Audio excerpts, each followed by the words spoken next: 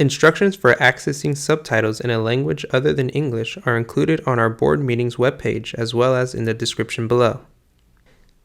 Instrucciones para acceder a los subtítulos en un idioma que no sea el inglés se incluyen en nuestra página web de reuniones de la Junta, así como en la descripción a continuación. Good evening, everybody. Welcome to the Ross Valley School District Board of Trustees regular meeting. It is January 31st, 2024.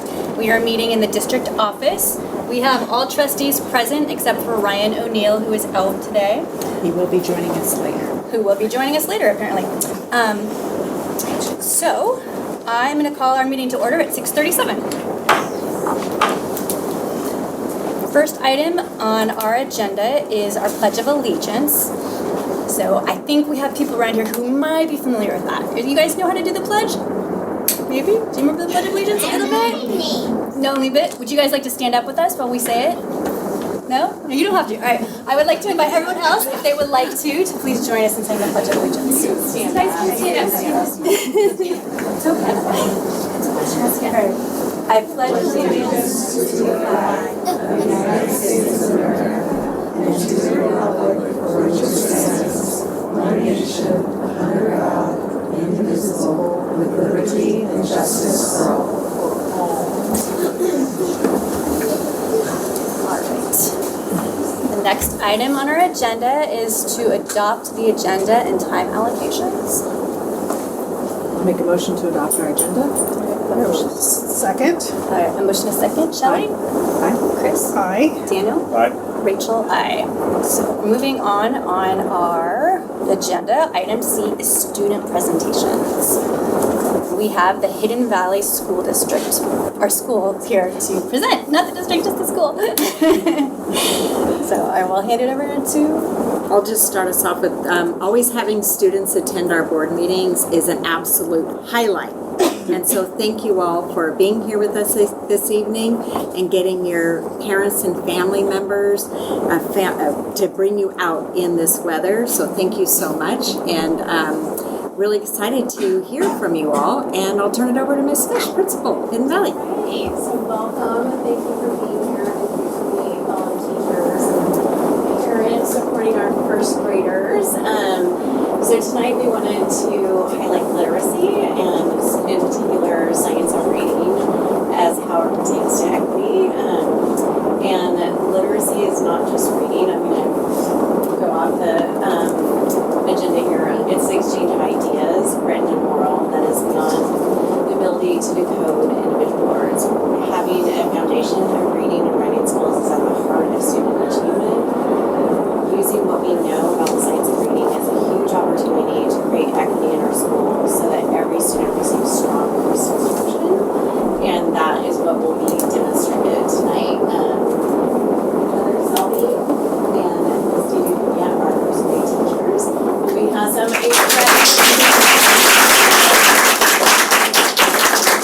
as well as some pretty darn cute first graders here. Who are going to demonstrate what that looks like in a classroom.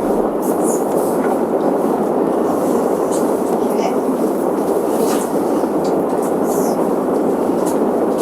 So, I'm going to start off by demonstrating one of the programs we use, Haga, and this is a phonemic awareness curriculum, so it focuses on auditory exercises. Basically, we practice breaking up words into sounds or phonemes, blending them together, and also manipulating them in different ways. So it's usually a warm-up in our word work. It takes about 5 to 10 minutes. We do it daily, and it exposes students to new phonemes through auditory activities so they can hear them before we explicitly teach how to read and write them. At the same time, there's continuous review and practice manipulating phonemes in new, more complex ways. They just get really comfortable hearing sounds and using them in different ways. So for this demonstration, I'll be giving a little more instruction than I normally would for each exercise because these students are very familiar with routines and they can usually go through it pretty quickly. But let's not skip ahead here. You guys see me? Okay, so first graders, are we ready? Yes. Okay, we're going to start with blending phonemes. So when we read words, we say the sounds and blend them together, and now we will hear words with consonant blends. So blends are two letters that each make a sound. I'll say 4 sounds, and you will blend the sounds into words. So these will all be S blends. So here we go. Snack, eek, speak, eat, state, smash, it, skip. Awesome. All right. So the next thing we'll do is phoneme isolation, the medial sounds. We're listening for the vowel sound we hear in the middle of the word. So I say a word, you repeat the word, and then we show the middle vowel sound, right? So get your roller coasters ready. The first word is bless. Bless. What's the vowel sound? S. Is it a long or a short sound? Short. Good. Skate. Skate. What's the vowel sound? A. Is it long or short? Long. Good. Look. Love. What's the vowel sound? Long or short? Short. Good. And stove.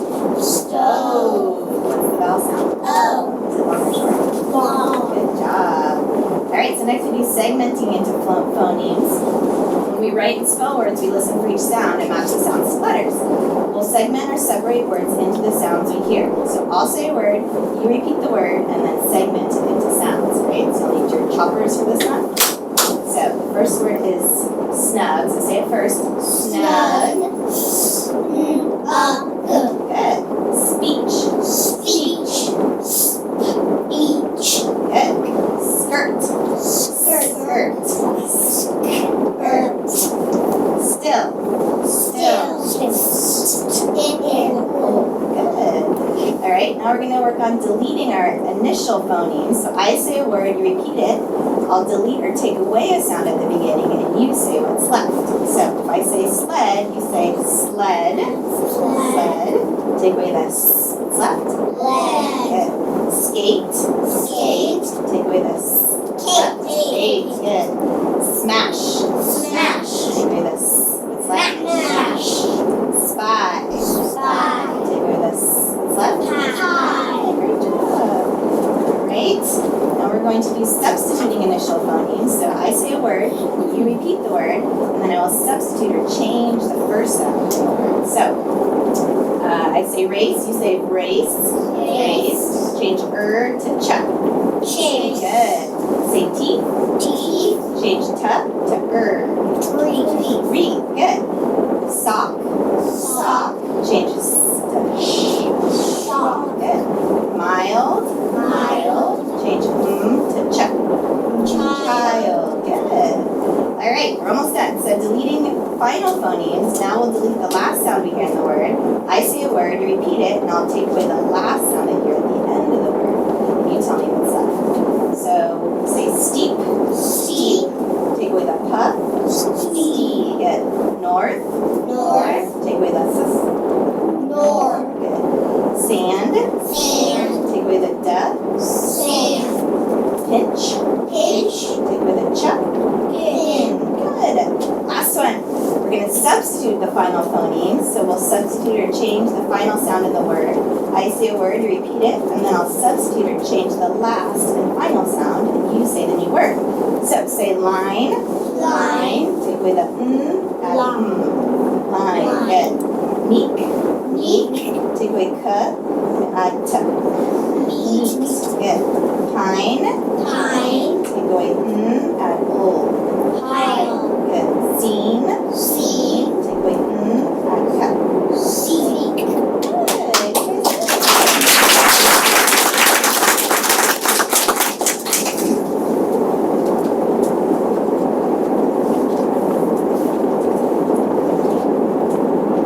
So I'm going to keep going with the activities, and then after I finish with the whole routine, I'll explain what we did. So we get to try our blending clicker pen.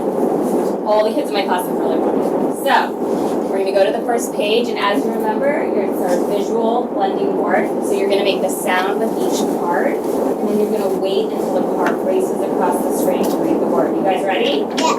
Thumbs up. Okay, ready? Start with this one. We.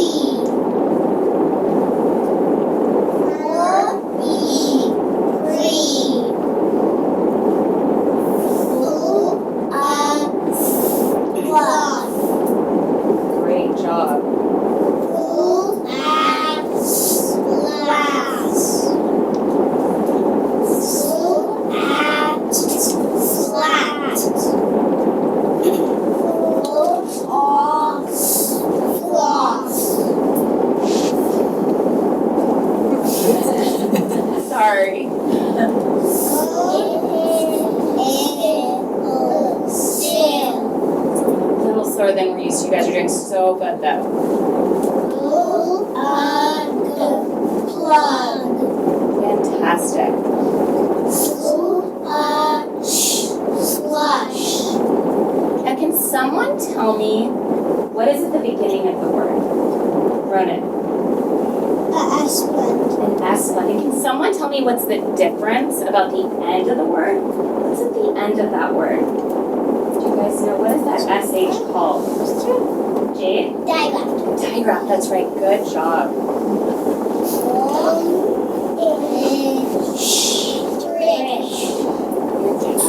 Just a few more.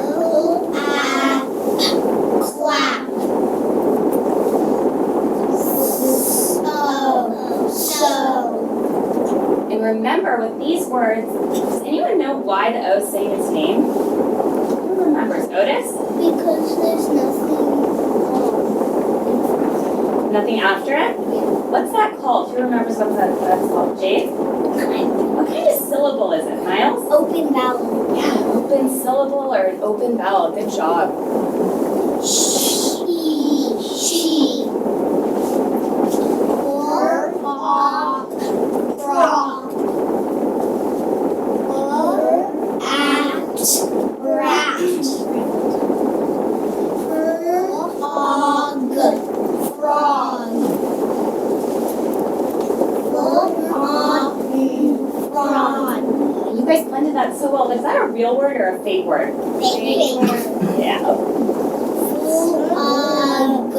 Slug. Slug. And that's it. So we can turn this off. Thank you guys. And now we are going to do our Get your pencil out from your clipboard. She's tapping in with the other two.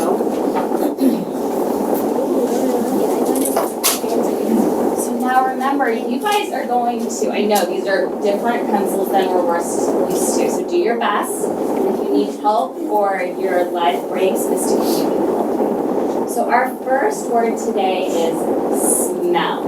So write the word on the lines, and then I'm going to write the word on my lines, making sure you place the blend in the right place. Now, question. Did I spell it correctly? No? What did I forget? The double L. The double L, I forgot my floss rule. Okay, so now check your word with mine. And if you got it right, do your rewrite in your nicest and neatest handwriting. Great job. You still see a couple pencils moving. Our second word today is stand. My friend's name is Stan. So making sure you're placing the blend on the correct line and writing the rest of your word.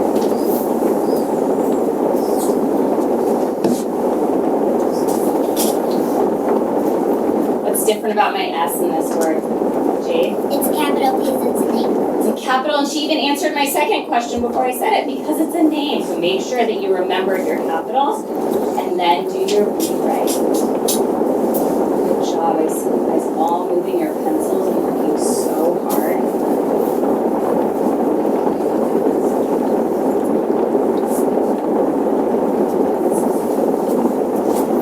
Our third word today is going to be snap. Some people can snap their fingers. Snap.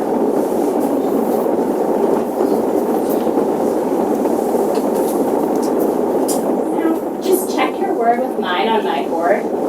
Make sure that you wrote it correctly. So Miles give himself a nod so he knows he's ready to do his rewrite.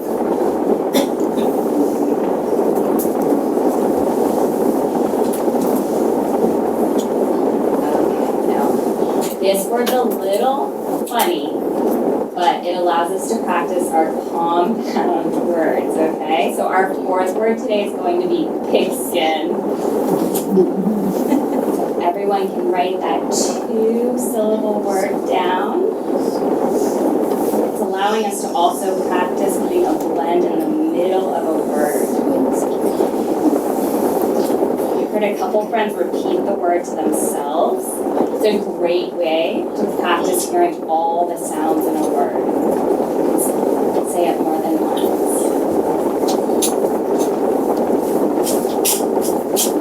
Okay, and when you're ready, you can check it with mine. See how you did.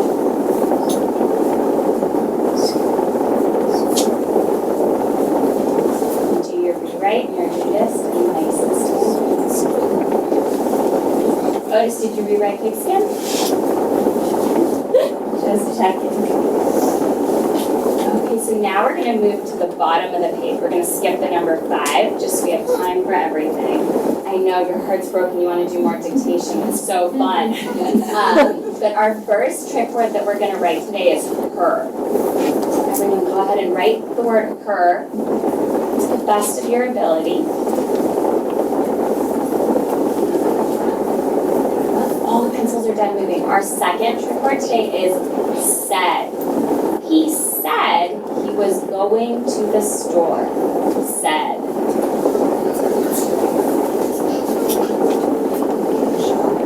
Our third word today is what?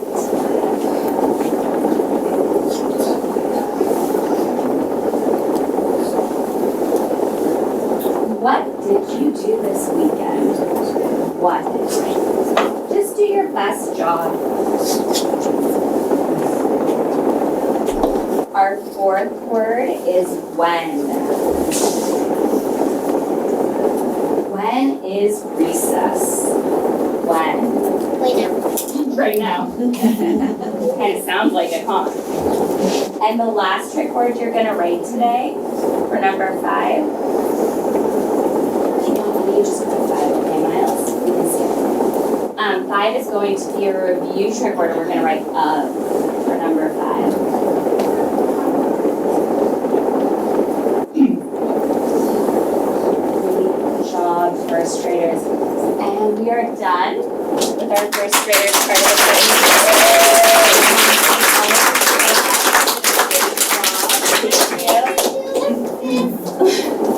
because we were planning on doing 4 words. So I'm just going to talk really briefly to those 2 exercises. We do whole class visual blending boards because it helps students develop phonemic awareness, decoding, word recognition, amongst other phonics building blocks in a whole class, very low risk environment. They get to practice with their friends, there's repeated exposures. So maybe they don't know something yet, but by hearing it over and over, they get to try and they get to try with their friends, and it removes that fear of being wrong. So whole class blending and with the visual also helps to develop the relationship with the letter and the sound. So it strengthens those letter-sound relationships. Decoding is an essential part of the science of reading. Not decoding, sorry. Dictation is an essential part of the science of reading classroom. So it's been something that we're really bringing back into our classroom. And it allows children to build an abundance of skills, including orthographic awareness, so learning spelling patterns in our English language, which helps them both in their reading and translates to their writing. They're going to be ready to write those words themselves and feel stronger as writers when they go to write them. So that's really powerful. By systematically practicing spelling over and over, it also can help them build those building blocks so when they see the words in their reading, they become more fluent readers. They just know them, they know the patterns, and they're easier to decode. You can also use decoding as a time for vocabulary development based on the words that you select, or the sentence dictation, which is a part of our practice that we didn't do today, to help teach students words that they may not see in other parts of their books or things that we read. And they participate in active listening skills because they have to listen to the teacher speak during dictation for the entire time to be able to write down what they are hearing. Those are just some of the things that we're working on each day when we're doing it. So, thank you. Thank you.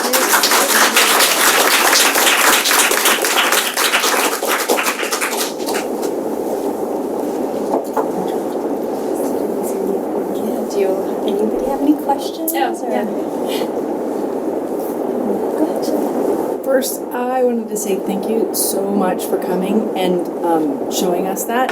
Spelling was one of the most difficult things for me all the way through school, and so I just appreciate you guys being here. And I was wondering, how did it feel when you are spelling out words with body movements? I never did that when I was growing up, and I noticed that in one of those you had different movements that you were doing. How does that help you, or what are your thoughts about that? Does anybody have one? Some thumbs up. Why are you giving a thumbs up to that? You don't know. It just feels good. Anyone else? Okay. So I have a question. So was that looks pretty easy to you guys? Was it pretty easy? Yeah. Okay then. Some of that stuff was kind of tricky. I was impressed.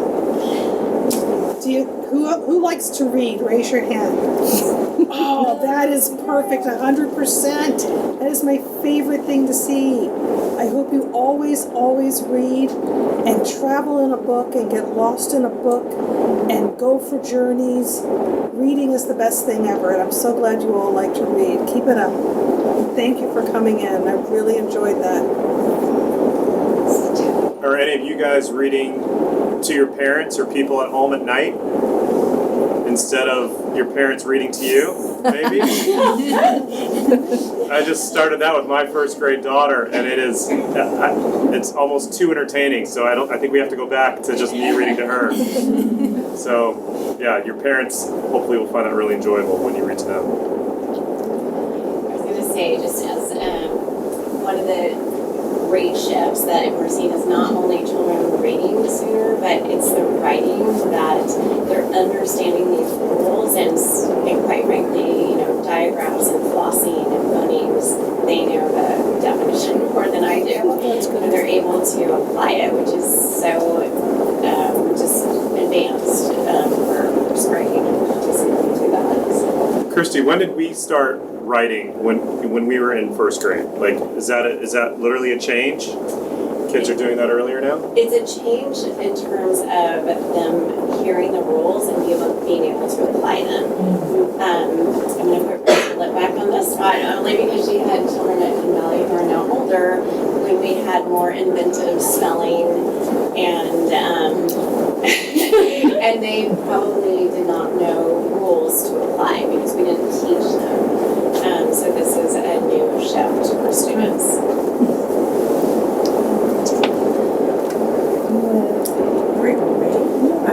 Okay, well, one of the things that we do when we have students come to our board meetings is we would love for you to introduce yourself. And if you wouldn't mind introducing, who did you come with tonight? If there's a parent, a family member, a sibling, if you don't mind also introducing them. All right, would you like to start? Yeah, awesome. Okay. What's your name? Valentina. And who did you bring tonight? I came with my mom, my dad, and my Your sister stayed home? All right. And can you say their names for us so we can see who they are?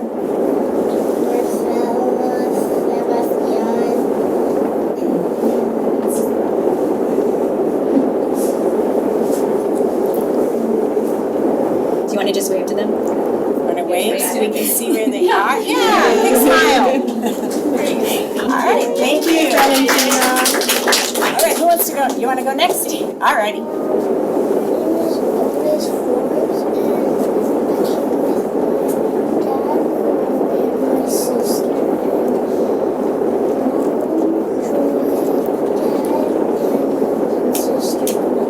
All right, you want to wave at them? Say hello?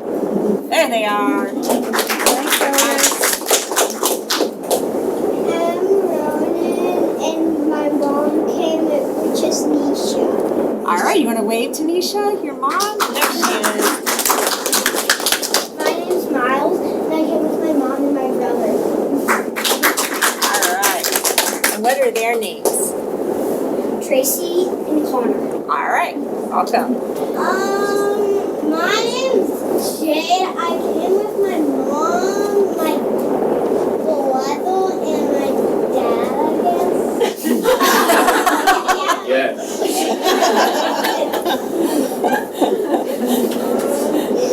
Justin, Gavin, and Graham. Very good. All right, and do you happen to know what a board of trustees do? Do you know what they do? No. All right, so these are the folks here, and they help to make decisions for our school district and to help lead us in what we do. And what we'd love for you to do tonight is if you wouldn't mind coming up and taking the seats. Do you want to sit here as a board member and see what it's like? All right, come on up. You can go right through there. Squeeze right through there. Come on over. There's 1, 2, 3, 4, 5 of you. And perfect. And There are there's five 5 trustees. trustee seats. One there. Keep going that way if you want. All right, and we'll go all the way down to Here, where, Jay, come here. there you go. All right. So I have a question. Valentina? All right, you're gonna be here late. Do the work. Yep. Good luck. Thanks, Grant. That's good. I'm gonna be out of here. Appreciate you. And to announce the agenda items, and when we're all done, the president. Miles, can you look at me, bud? So what they do is put it in your right hand, and you say, I call the meeting to order. You want to say that? I called the meeting to order. All right, there we go. All right, to our future Ross Valley School District trustees, welcome. And thank you for being here tonight. I adjourn the meeting, and then you do the same thing. Bang the gavel. I adjourned the meeting. Out, there we go. Time to go. Excellent. All right, and for coming here tonight, we want to thank you for coming out. Does everybody know what these are, where this place is? Oh, right. Oh, let's do it, okay? Do the lesson. How do you do it? Can you, you probably know the name, right? So you just, yeah, there. Okay. All right, see how good you are? All right, right on. Do this. All right, there you go. Or is it the roller coaster? You're very welcome. All right, and here you go. So now you get to talk to your parents about when you're going to school. All right, and then the last thing that we do is we love to get a picture with all of you. So if you don't mind just staying right where you are, and then teachers, come on up, Chris Fish, let's go. All right, we'll get you over closer. You guys want to come over here so we can get you all in one picture? Yep. Right. Leave the spots right here if you want to go. You can stand right here. All right, and we will all come into the center because you are the center of it all. Yes. Come on. Here, Jay, move over this way. Yeah. Here you go. Julia, get it.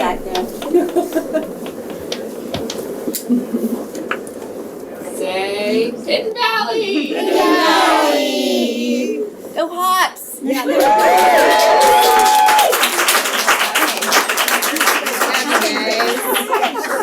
Thank you so much, all of you. Thanks for coming, guys. Your participation. All right. So now you're just taking over. I'm not going to get the seat back. Is that what I'm seeing? We can all just leave. And there's some tough decisions coming up tonight. So I don't know.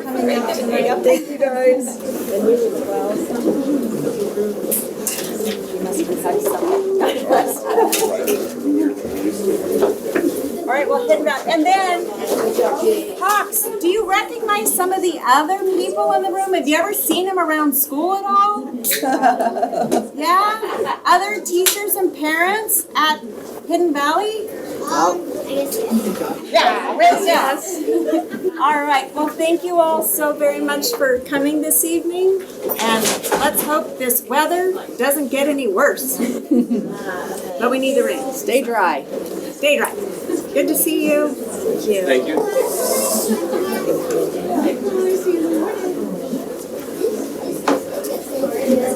teachers are great, by the way. Yes, they are. All of them.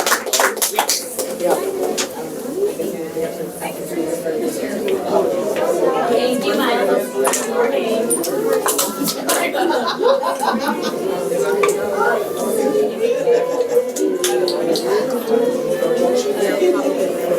So they can switch out.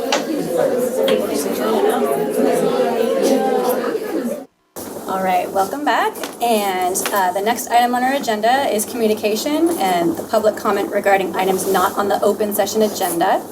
I am taking comment cards now for that. These are for items that are not on the agenda. If there's something later on the agenda, there is a public comment period before that item comes up for us to discuss on the open session. And there is also a closed session later after the meeting. We wanted the kids to come in earlier and be able to speak with us and not have to be up late. So we have closed comment or closed session at the end. So there will be public comment for that. If you are commenting on the open session public comment now, and you're commenting on our closed session item, that's fully allowed, but you get to either talk now on that topic for closed session, or you can talk before then, so you get to choose when, but you only get one opportunity for the public comment on that one topic. So I'm Open time, but I haven't filled out a card. would you please fill out a card if you'd like And to if I speak? don't want to fill out a card, Is it an item on our agenda? I don't think so. Okay, I'd rather not fill out a card. I think the process of filling out a card is kind of against people just getting up and speaking because they feel like it, and if they're moved or whatever. I think Okay, it cuts well, down on public comment. I'm just saying, it's like I don't really want to fill out a card, and I don't really like that system of doing things, period. But, would you like to put a card up with an X on it and leave it there, and I will use that? well, why not just call me, you know I'm here? I'll get you a card. Why waste a tree? I mean, you know, why do you need another piece of paper that we're just going to use and throw away? Is that wasteful or what? Just saying. Not trying to be difficult, or just want. Okay. Okay, so I have, this is 20. So I have 20 here.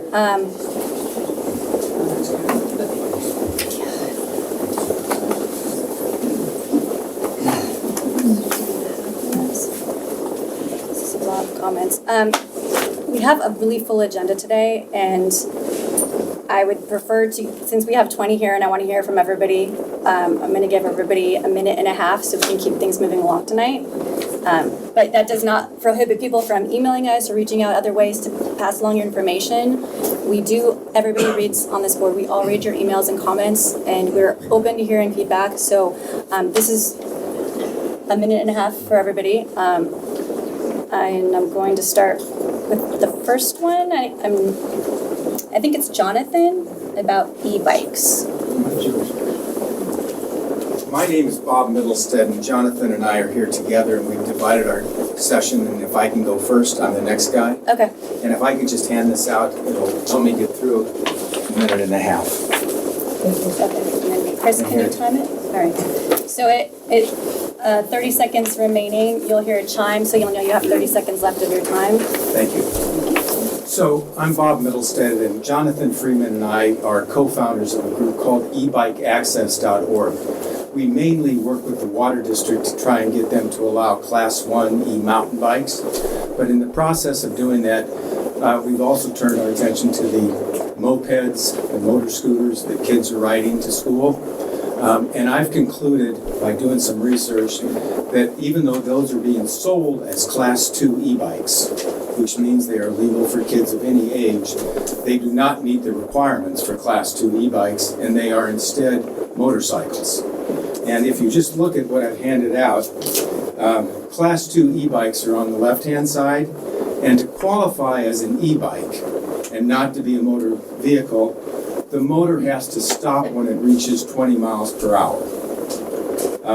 And because, it's less powerful, any age, no license required. But just because they put a Class 2 sticker on it doesn't mean it's a Class 2.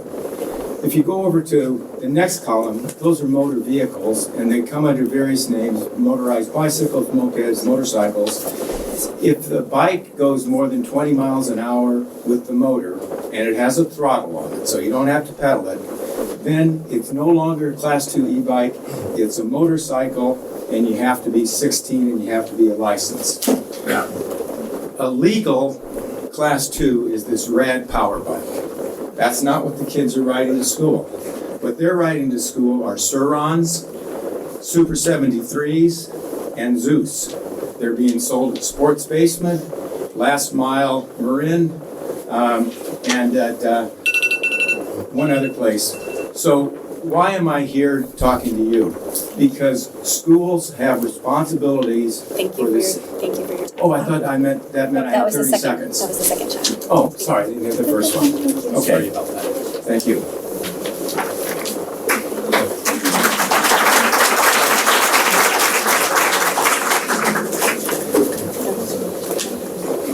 So please state your name and affiliation, if you don't mind. Hi, as Bob said, I'm Jonathan Freeman. We've co-formed e-bike access. Last summer, I began to notice a lot of kids riding around on these e-bikes without helmets really fast, and heard about accidents, and brought this to the board to address as a safety issue. One of the main reasons is because for the last 25 years, I have been the president of the board of In Spirit. We raise money for people with quadriplegia. People who cannot use their arms or their legs and need to have everything done for them. The majority of people who have quadriplegia have gained that, unfortunately, through accident and injury. It means that they need to have everything done for them. They need to be fed, clothed, gotten out of bed, bathed, and I don't have to tell you what else needs to be done for them as well. We have 14 clients. We give $700 to them a month, and basically, we don't want any more clients that are teens and tweens, and that's why I'm bringing this issue, because I know these folks. I go visit them. Like I said, I've been with there 25 years, and it's a horrifying thing to have happen to someone, their family, the community. If they have an injury riding such a bike and they're that young, it's no fun, and I just don't want to have anything. That's why I'm pushing this issue very strongly. Thank you.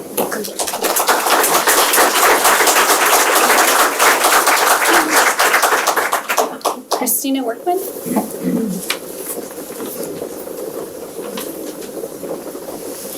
Hi, I'll try really fast. I'm Christina Workman. I teach at Hidden Valley 3rd grade. Let's see how fast I can talk. Last spring, let me start over. Well, this is the only thing you hear tonight. I'm fine with that. I just want you to be prepared to see more of our faces. We're really passionate about making our message clear and what we need in order to live where we teach. So please be prepared to see us more frequently. Feel free to wear red and join us to support Red for Ed on Wednesdays, specifically your RVSD educators. Last spring was an excruciatingly long process with negotiations. We were told we would receive our retro paychecks in mid-July. People were relying on their already hard-earned money, only to find out at the end of June that we would not be getting that money, that we had already fully worked the 22-23 year. That was done, even though we didn't have a fully negotiated contract. We didn't have our full pay. And then to find out that we wouldn't be getting that money until August, after the next school year had started, was really more than just upsetting to people. It really affected their lives. My family, right before going on a trip, a very simple trip that is free road trip to see friends, I had car issues that came to over $5,000, which is less than what gets deposited into my bank account every month. Right before we left on our trip, I fell and I sprained my ankle, which took me over 6 months to recover from. So all of these expenses, these unexpected expenses that we all experience in life, came at full speed ahead. And without that retro paycheck, I just got further and further into debt. And that's just one very short explanation of things that we are all experiencing. We all here have hardships in life that come up. But we as educators in this district are not being paid what we should be paid to have a living wage and to pay for those unexpected life expenses. Was that my end time?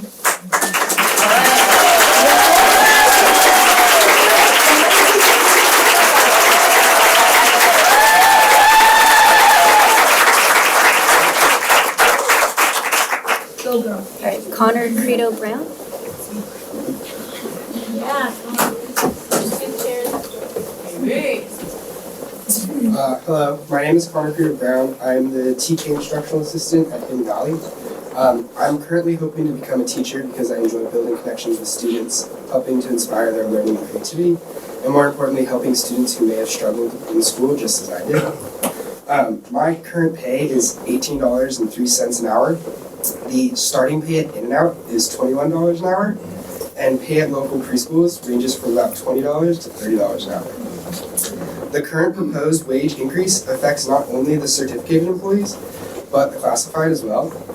And at a pay raise of only 1.17%, I would earn an additional 21 cents an hour. And with this proposed wage increase, minus taxes, I'd be able to purchase a loaf of bread at the end of the week. At my current rate as an IA, I will never be able to afford to move out of my parents' home and live independently, which is a concern as I do want to become a future educator, and so it's a big concern with the education system.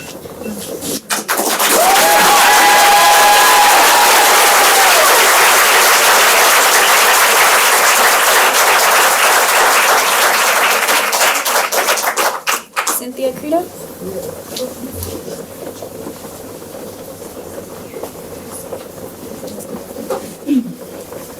Good evening. I'm Cindy Creda, the TK teacher at Hidden Valley School. 8 months ago, I shared my personal story and my husband's cancer diagnosis. I'm happy to say the words cancer-free in association with his diagnosis. My husband's medical costs are now over $700,000. Thankfully, this is covered under his employer's comprehensive insurance. We still have co-pays and deductibles that currently are at $50,000 and growing. These are costs we are not prepared to cover. We also have 2 college-age children that we support as they follow their passions, and we live in a family home that is in need of repair. For the first time in 15 years, we have functioning heat in our household, a necessity as my husband is experiencing neuropathy due to his treatment. We are currently solving the issue of our leaky roof by using a bucket and closing the door to that area and hoping for less rainy days.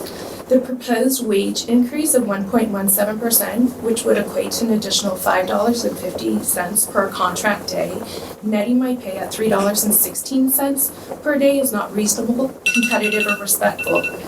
I'm not asking for a wage increase so my family can live in luxury. I'm humiliated and insulted that I need to share personal aspects of my life to warrant a reasonable and respectful wage increase.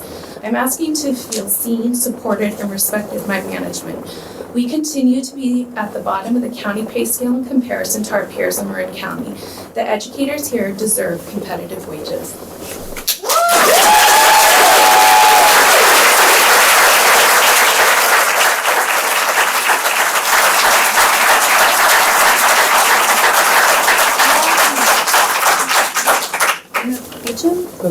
Beauchamp. Emma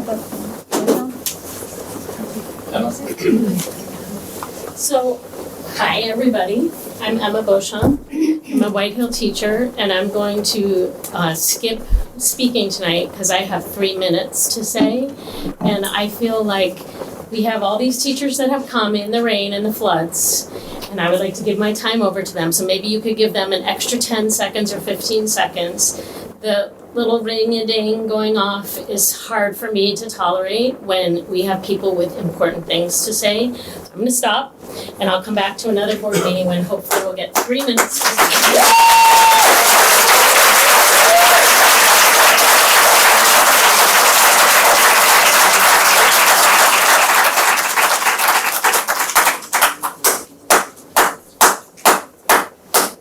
So it's not typically done, I'm told, but we can give 10 seconds longer to everybody. That I don't want to be unfair to people Did you say 10 seconds? Yeah. It's already come. I'm going to wait till the next board meeting so that I can say what I really want to say. Because it takes a lot of courage to get up there. And it's hard for everybody who came with something prepared to knock it down by half. So I'm just going to stop and wait till the next time. But thank you for the extra 10 seconds. Democracy in action. Okay. Carly Shockley.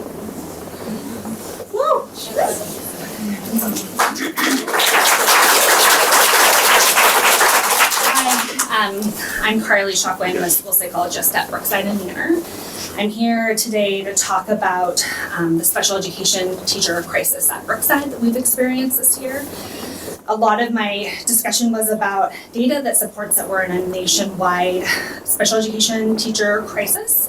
And we're also one of the lowest paid districts in the county, so you can imagine that this makes it really hard for us to be able to attract and retain special education teachers. From a systems perspective, we are spreading all of our systems thin because our general education teachers are having to differentiate and modify at an unsustainable rate.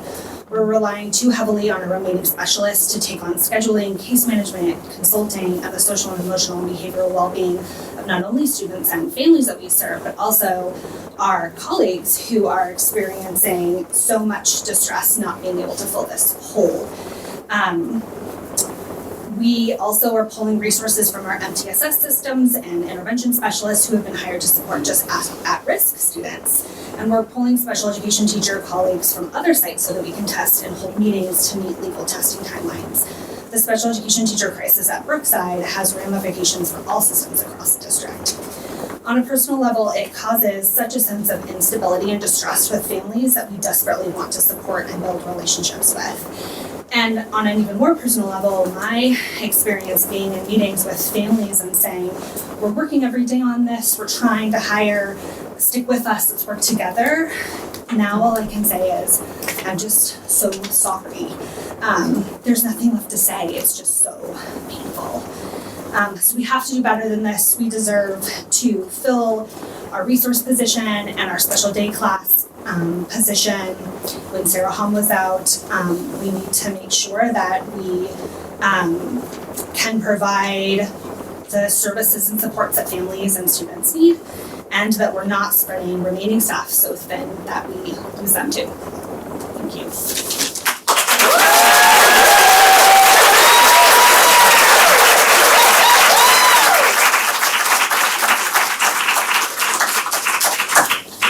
Evelyn Telleridi.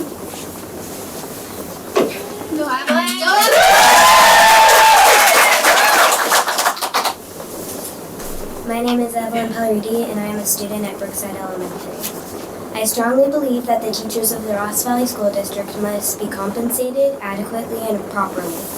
First of all, teachers choose to learn to teach young minds, get degrees, and get up early enough to take care of their own needs, but also get to school before their students. They choose that path, teach young minds brilliant information, learn each kid's name, and help each child to achieve the very best that they can. My Ross Valley teachers are not compensated enough, and they did not choose that. I know this because not only am I a student of the Ross Valley School District, but I am a daughter to a teacher. This is why I strongly believe that the teachers of the Ross Valley School District need to be paid their worth. My second reason is I know my mom wants to go home after the school day, but she sends emails and plans for the next day first. Then she has to drive herself, my brother, and me home to Terra Linda on the traffic-filled route. And around report card time or whenever she has to grade things, she often does this work at home. She is not rewarded enough for all of this extra time and effort. My mom deserves to be compensated correctly. I am old enough that I understand the low pay of the district, but I also see how hard my mom works. Those don't go together. I want to see her be paid her worth. It would be inspiring to see my mom paid more and would inspire me to reach for my full height more. I deserve to see how my hardworking mom is valued by the district. Finally, as a student, I am so grateful for all of my past teachers and my present teacher. They were all so great and each was unique. They motivate me to try harder and harder things, even when I might want to go the easy route. I really believe that all of the teachers in the Ross Valley School District need to be compensated to stay and keep motivating other kids. To conclude, I have told you all teachers do, all my mom does, and how grateful I am for all of my teachers. I hope this tells you why the teachers of the Ross Valley School District need to be compensated properly.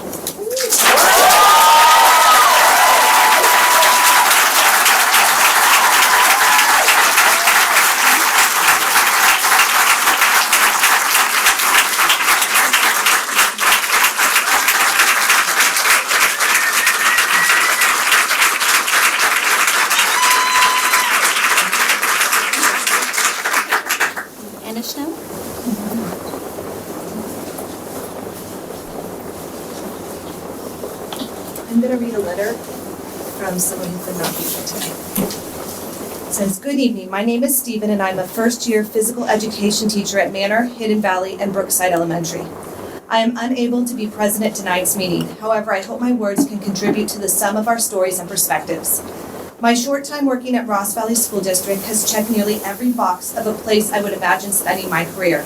I love teaching physical education. I love the kids at my schools. I work with knowledgeable, caring teachers and supportive principals. I think Marin County is a wonderful place to live, and I feel lucky to be here. I want to stay here.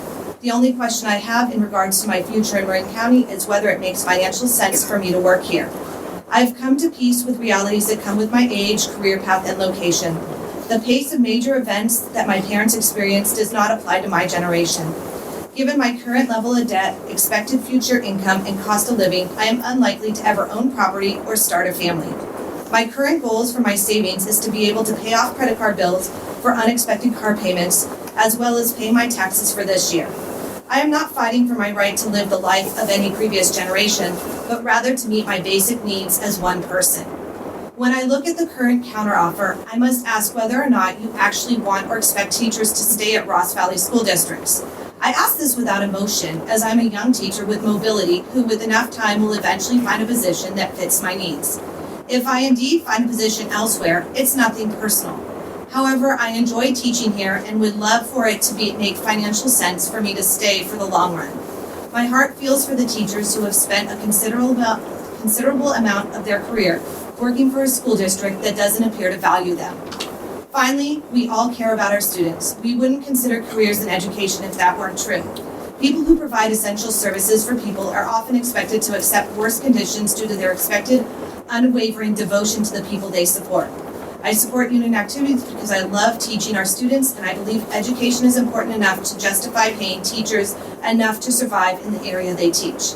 I know I am not alone in that belief, and I hope that everyone in this room can work to agree on a solution that respects that belief, not just theoretically, but materially and with higher pay that's in line with union demands. Thank you for your time.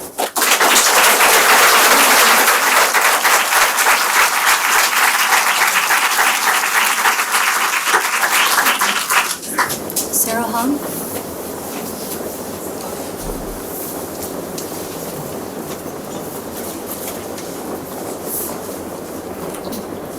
For those of you who don't know me, my name is Sarah Hom. I've been the proud TK to second grade special day class teacher at Brookside since I started my program 9 years ago. I recently returned from maternity leave after having my first child. This is Avery. Can you turn up the mic so the sound a little bit? I think it's a little bit light out here. This is Avery, and she's the reason I'm here tonight. As most people in this room know, adding a child to a family brings love, joy, utter exhaustion, and added expenses. Thankfully, Avery is cared for by her grandparents 3 days a week. If we didn't have this support, I honestly don't know what we would do. Even with family support, we are left paying for childcare 2 days per week. When I say that out loud, it doesn't sound too terrible. But when I did the math, I realized that 2 days a week of childcare is going to cost my family 16% of our income. This in addition to the cost of her healthcare, diapers, clothing, and all the other odds and ends babies need. On top of that, the cost of living has gone up again, and we're seeing increases in our PG&E bill and gas prices. As someone who commutes from Petaluma, gas prices are a big deal. I came into this school year hopeful that a substantial raise would be on the horizon to help with these expenses. When I heard that the offer on the table from management is 1.17%, it broke my heart. That amount won't cover the cost of diapers. I've already done everything I can to earn more money. I'm maxed out on post-bachelor units, and I've earned 2 master's degrees. There is nothing else I can do to bring home more money to support my family other than be here tonight. I'm missing bedtime with my daughter to help you all understand the reality of what my family and all their families are going through. My intent to return form has been sitting in my mailbox for 3 weeks. I'm having a really hard time checking the box to indicate that I'm uncertain if I'm returning to RVSD next year, because every year I enthusiastically check the yes box. But the reality is, without a fair raise, I can't afford to stay. Ross Valley students deserve the best, but so does my daughter. Please do better.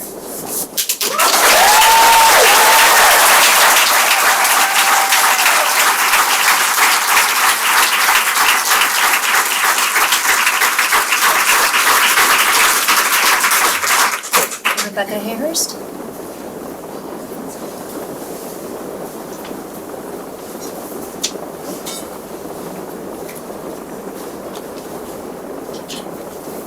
Good evening.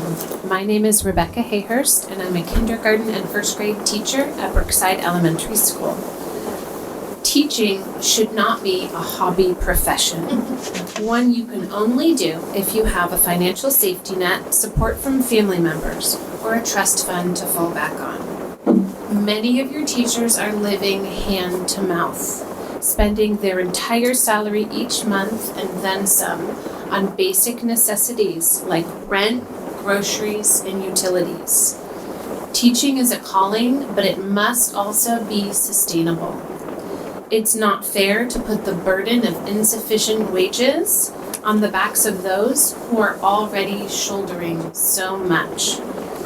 We teach because we love it and because we're drawn to make a difference.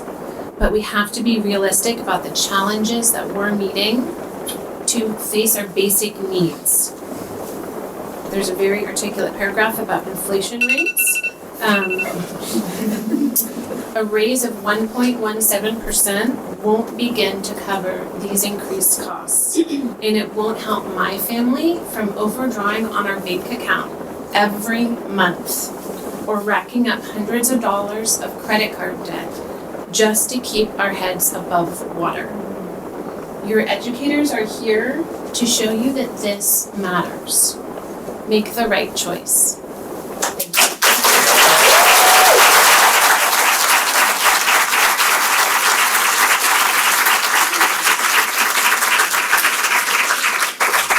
Lonnie Peterson.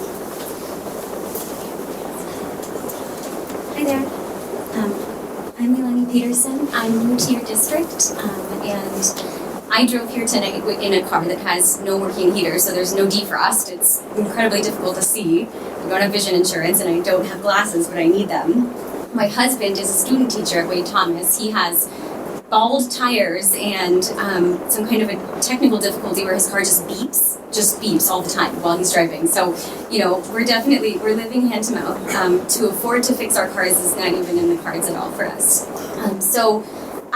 This is my dream job. I was a preschool teacher. I put myself through school at night to become a TK teacher because I'm so passionate about public education and also early childhood education. But with inflation, as I have worked to earn degrees to move myself out of poverty, I also grew up in this county on food stamps, by the way. So, this is my reality. It's been my reality my entire life. I essentially feel like with inflation, I'm earning the same amount that I was as a preschool teacher, which required no degree, just a certification. So I've had to spend so much money on degrees at this point to feel like that, and to essentially have a couple $100 left over every month is blowing my mind. And now I'm paying student loans too. This was my dream to work in this district. It really was, because this is where I grew up. But like another teacher that spoke said, who's new, it's really difficult to imagine retiring here. And ironically, all I do is work with young children, but I honestly can't afford to have one, which feels haunting for me. So, thank you.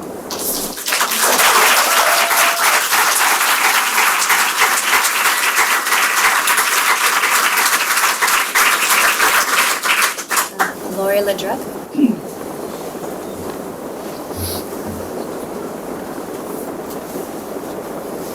Hi, I'm Lori LaDresch, a TK teacher, third year at Wade Thomas, and before that, 25 years in kindergarten.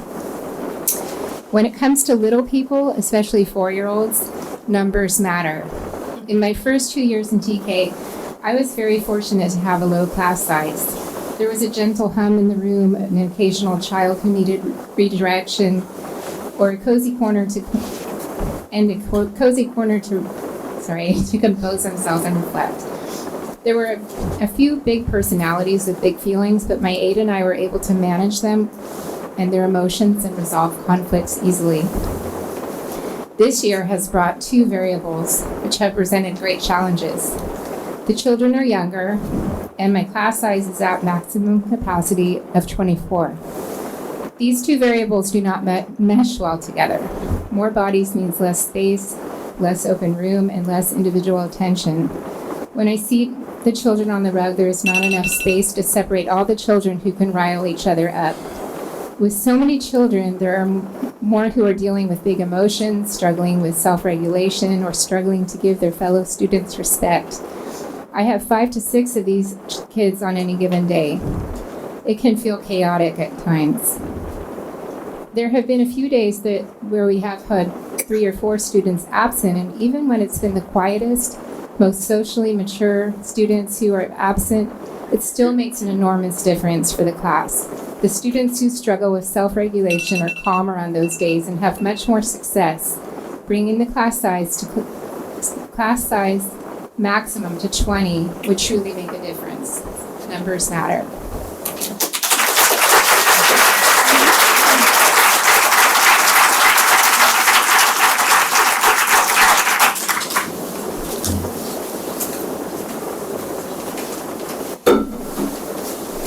Hello, I'm Alex Obenchain, and I'm a teacher today because when I was in high school, I had phenomenal teachers who pushed me academically, supported me as a person, and showed me the power in being good and kind to others.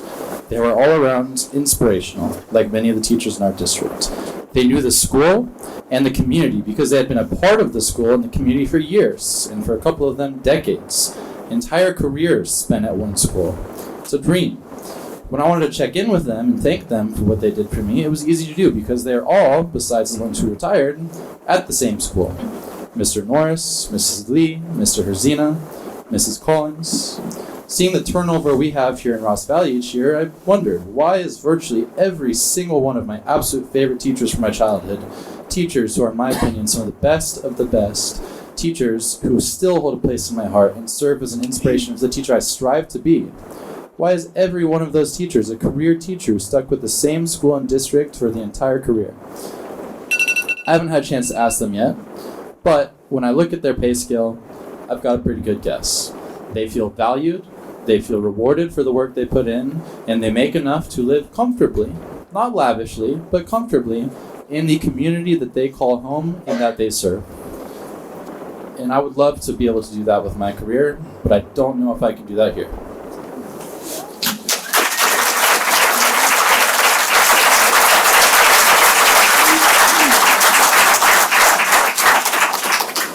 Marshall? Hi, Sam Marshall. I'm also a new teacher here this year. I'm an early career teacher as well. And to be frank, I think the 1.17 increase gives me very little incentive to stay here at this district, a district that I've really come to value in my short time here. Unlike most of our amazing teachers here, I'm a single guy living by myself in a tiny apartment, and I live hand to mouth. Let alone those teachers that have families to support that only adds bills and bills and bills, and I don't know how they can possibly do it. I'm already across all the way, and 1.17 is what a gas of tank each month. It's just not even feasible to think about staying here long term at all. Like that other young man said, we can't even think about property or having a family. It's just not on the cards at this rate. Thank you.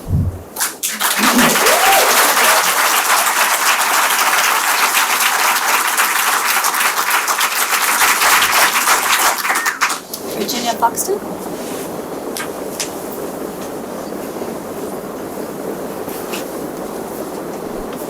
I'm reading on behalf of a parent in the district who has a child at Hidden Valley and a child at White Hill. Since we're talking wages, let's do a comparison. Truck driver, $70,000. Makeup artist, $72,000. Yoga instructor, $74,000. Starting teacher in Marin County, $58,000. The first 3 jobs do not require a college degree, are not shaping the brains of our youth, and get over $20,000 more per year. The teachers are asking for 9. This is an obvious disparity.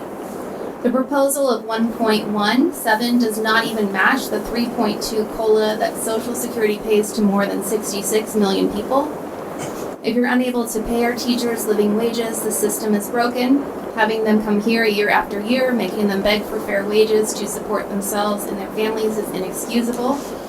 These incredible teachers have one of the biggest impacts in our nation on our children. To further exacerbate the problem, the policy in penalizing teachers' wages by a primary factor they can't control, attendance. No job should be dependent on attendance. We understand you have very little or no control over this factor. We live in a community where parents are standing up for teachers, but we feel like you are not. This is a larger problem than the % increase this year. The reserves are being protected, but the teachers are not.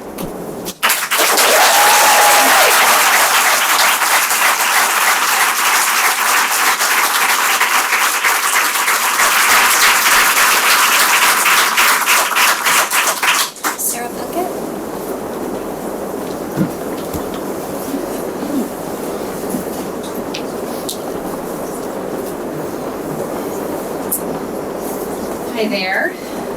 My name is Sarah Puckett, and I'm a teacher at Brookside, and I've been a part of the Ross Valley School District for 25 years. Yes. I've been a part of this district for 25 years. Ross Valley is my home, and it's the only home I've ever known. My husband and I have raised our 2 boys here, and they are proud graduates of Ross Valley School District. We've made many, many sacrifices to live in this community, but we have done this because Ross Valley is my home. I've dedicated my life, my heart, and my soul to this district because Ross Valley is the only home I've ever known. And the thought of leaving the comfort and the community and the students, and most importantly, my colleagues, it brings me much sadness, and it is also very scary to imagine myself having to start over. But I can take risks. I can be brave. I can be fearless, because that is what the qualities I instill in my students each and every day. I model that for my students. I love this community that I've been a part of for 25 years. But in a profession where we always put people first, I have to start thinking about my family and what is best for me. And if that is leaving Ross Valley, that is what I have to do. We as teachers get tremendous joy. We get filled up by our students, by our classrooms, by our colleagues, by our families, with joy that fills our hearts each and every day. But that joy does not pay the bills, and it does not plan for retirement. We deserve better. Thank you.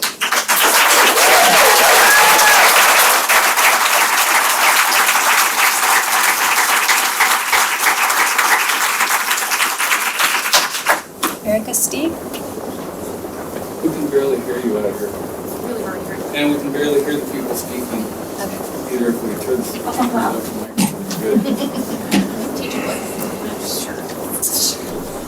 Hi, my name is Erica Steeg. I'm a second grade teacher at Wade Thomas. 20 years ago, I was a student teacher at Wade Thomas, and I've been there pretty much ever since. I count myself extremely lucky to have great coworkers that I can also say are my friends. I live in Petaluma, and I commute the 45 minutes to an hour, maybe more, depending on the weather. I do not love public speaking. It makes me cry, I don't know. But I feel like the time has come for me to speak up. I did the math. 1.17% is 1 tank of gas. I commute from Petaluma. I have to fill up every week. So for the first time in my career, I'm looking at my coworkers, the kids in the family and the community that I love and I've spent 20 years working with. And I'm wondering if it's time for me to move on. It's not an easy decision, but I have to look out for my family also. I implore you to make a hard decision like the rest of us have to.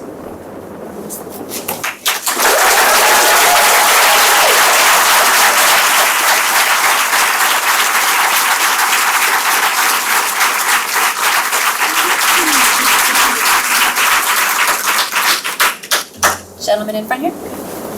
Please turn that bell down. I'm probably going to speak a little bit. Sierra Salen, and I'm running from office. Beware groupthink, beware cognitive dissonance, and beware dismissing fools. Please give me a moment to disorganize my thoughts so I can make as much nonsense as any and all of us does. Forgive me in my language or not. I have some things to say, and please allow me to finish, whether you likes or agrees with me, my personality or not. I've taken my time to come here, so has everybody else, and I'd like to hear what everybody else has to say, and I'd stay. And I'm here mostly about the Children's Center.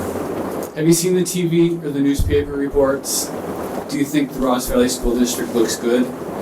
Even conservative Dick Spotswood is shaking his head. I am beyond angry. Shame on you, shame on me, shame on all of us.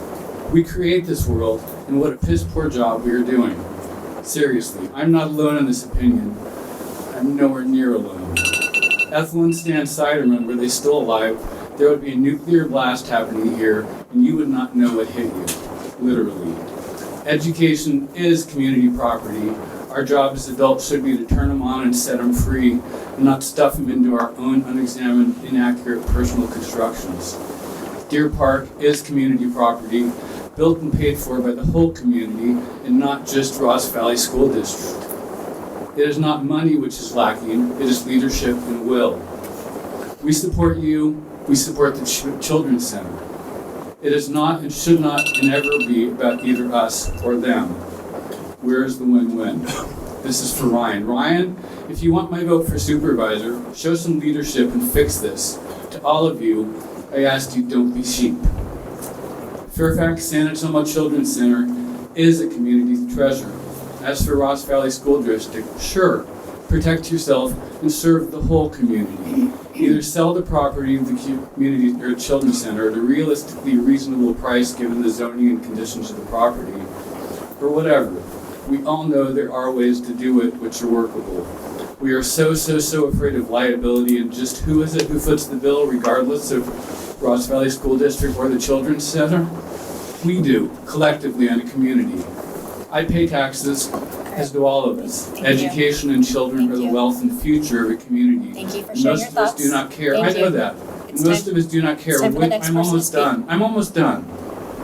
It's not fair to the rest of Most the of people us here do who not did not care get their which time as well. entity Would or you please stop speaking? disorganization holds the Please turn off paper. the microphones. Do the right thing, quit Thank playing you. games I'm and work shocked. it I'm out. sorry, but everyone else here, we're respectful of the time.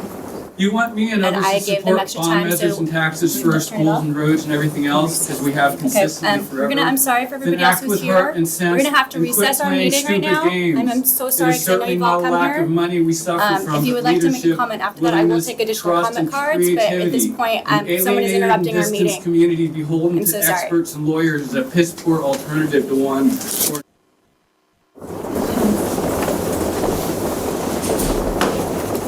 Hey everybody, I'm a concerned parent, San Anselmo, 2 kids, and I think if there's any reason to dip into the reserve, it's this reason. PG&E electricity rates have gone up 23% last year. That's going to impact everybody this year. Our water bills have gone up 20%. The cost of lending has gone up 6%. In the last year, we're talking about a 1.17% increase. We should be talking about truing up their salary. 1.1% is nothing. So, I hear that, people cannot even afford to live here. And we're talking about a 1.1% increase. We're going to lose our teachers. We're the wealthiest county in the Bay Area. We're one of the wealthiest counties in the country, and we can't dip into our reserve. So I just impress upon you, I believe in a fair deal and a fair negotiation. This is not a fair deal. This is not a fair negotiation. I mean, the facts are the facts. Math is math. And I think what we need to do right now is we need to dip in the reserve and help these people out, or we're going to lose them. And we're going to erode the quality of our education. So please, I really believe that we need to do something wholeheartedly here, or we're going to lose these people. And we're going to lose our community. And this is what this is about. Thank you.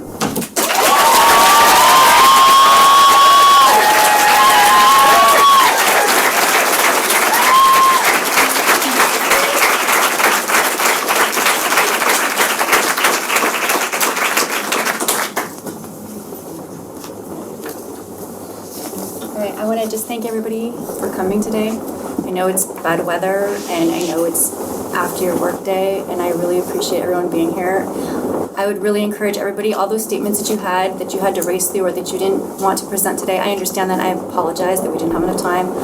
Please send those to us. Please, at least to me, I would really like to read them all the way through. With that, I think we need to move on to the next part of our agenda, but thank you all.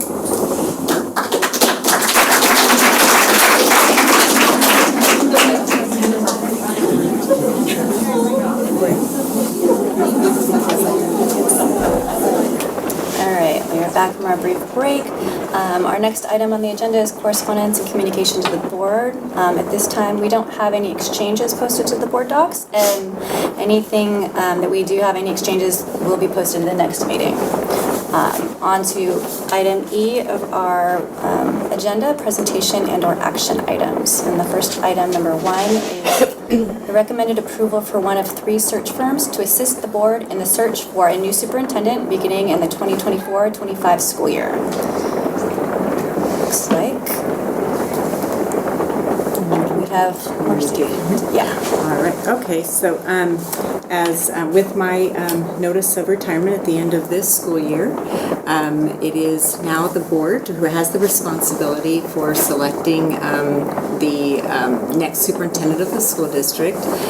So it's very common that school boards will secure the services of a search firm to assist in that process, and it is a very multifaceted process in order to be able to select the next superintendent. So there are a lot of moving parts, and with that we have 3 of the search firms, 3 that done a lot of work in Marin County, but also throughout the state of California, as well as possibly throughout the United States.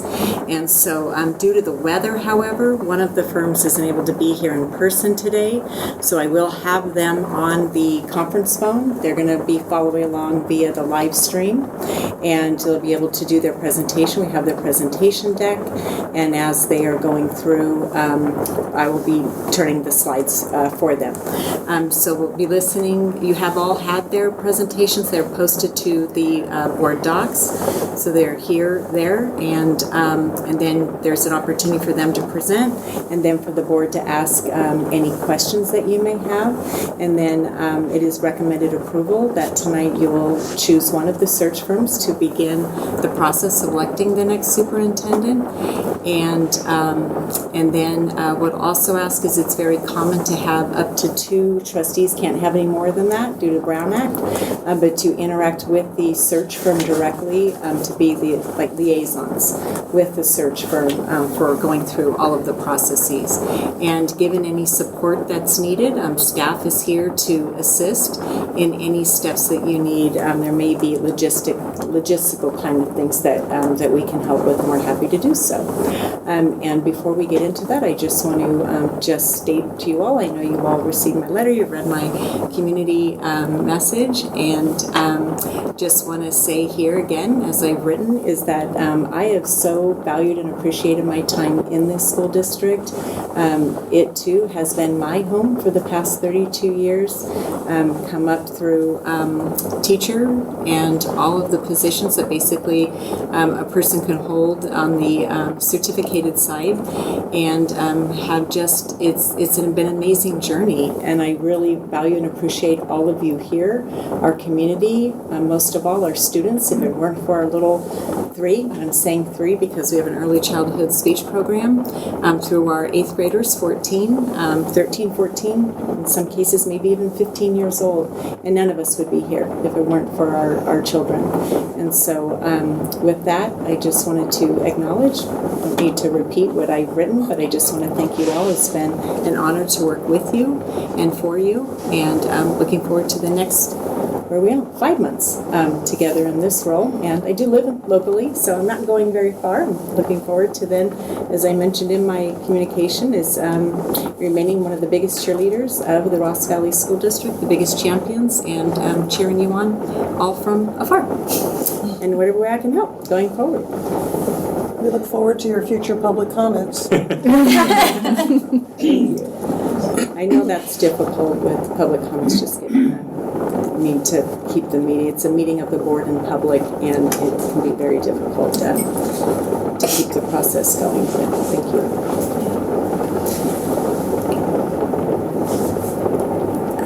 I have a question before we start. Have we utilized any of these search firms before? For Yes. which one? Hazzard Young Atia. Okay. And I believe Leadership Associates many years ago. Many years, I think both, from my memory, but I wasn't part of that type of a search. It's typically, it's the board who engages in that. I just don't remember off the top of my head. I do know Hazzard Young Atia, HYA for short, we have used before. All three search firms this evening have done a lot of work in Marin County overall, and recent work in Marin County, even as recent as this school year, hiring or being part of the process for hiring superintendents in other districts in the county. So the process here is they're going to each go through their presentation? Yes. Okay, and we're going to have the other... Yes, so what we'll do is because with one of the search firms not able to be here, so originally I was planning just to make it easier is to have the search firm who is presenting to be here and the other two search firms to remain outside during the presentation. But because we have one of the search firms who is now going to be participating by phone, listening to the live stream, it's really difficult to cut them off from viewing the live stream or listening via that way. So we'll ask, and I do know that Valerie, Mark, and Donald, you do know each other.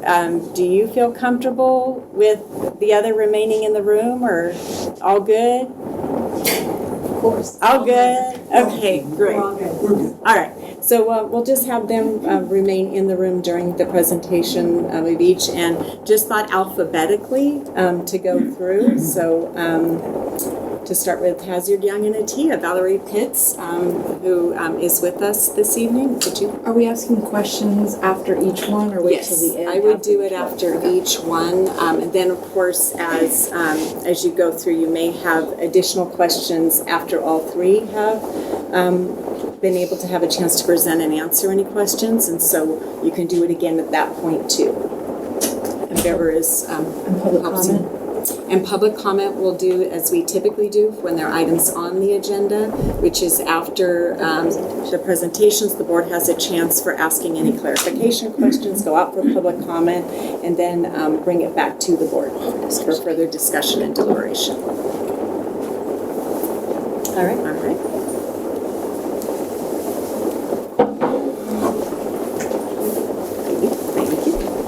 Thank you. Valerie, do you want to manage the PowerPoint yourself? Yeah, it's much easier if I have that. Is this on? Yeah. It was a little bit hard to hear back there when there were so many people in the room, but thank you so much for having me this evening. It's a pleasure to see all of you, board members, administration, Superintendent Trahan. And the first thing that I want to say is thank you for your service. This isn't easy work. The work is becoming more difficult by the day, by the month, by the year.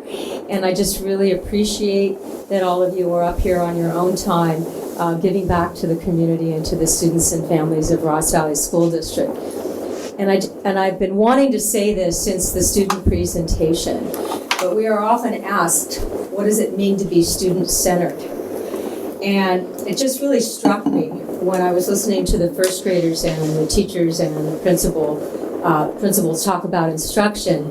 And then I also had read in the board agenda that you move your closed sessions to after the meeting on evenings that you have student presentations. That is very student-centered. And I just really want to say how impressed I was with the presentation tonight. It was really great to see that in action. So thank you for that.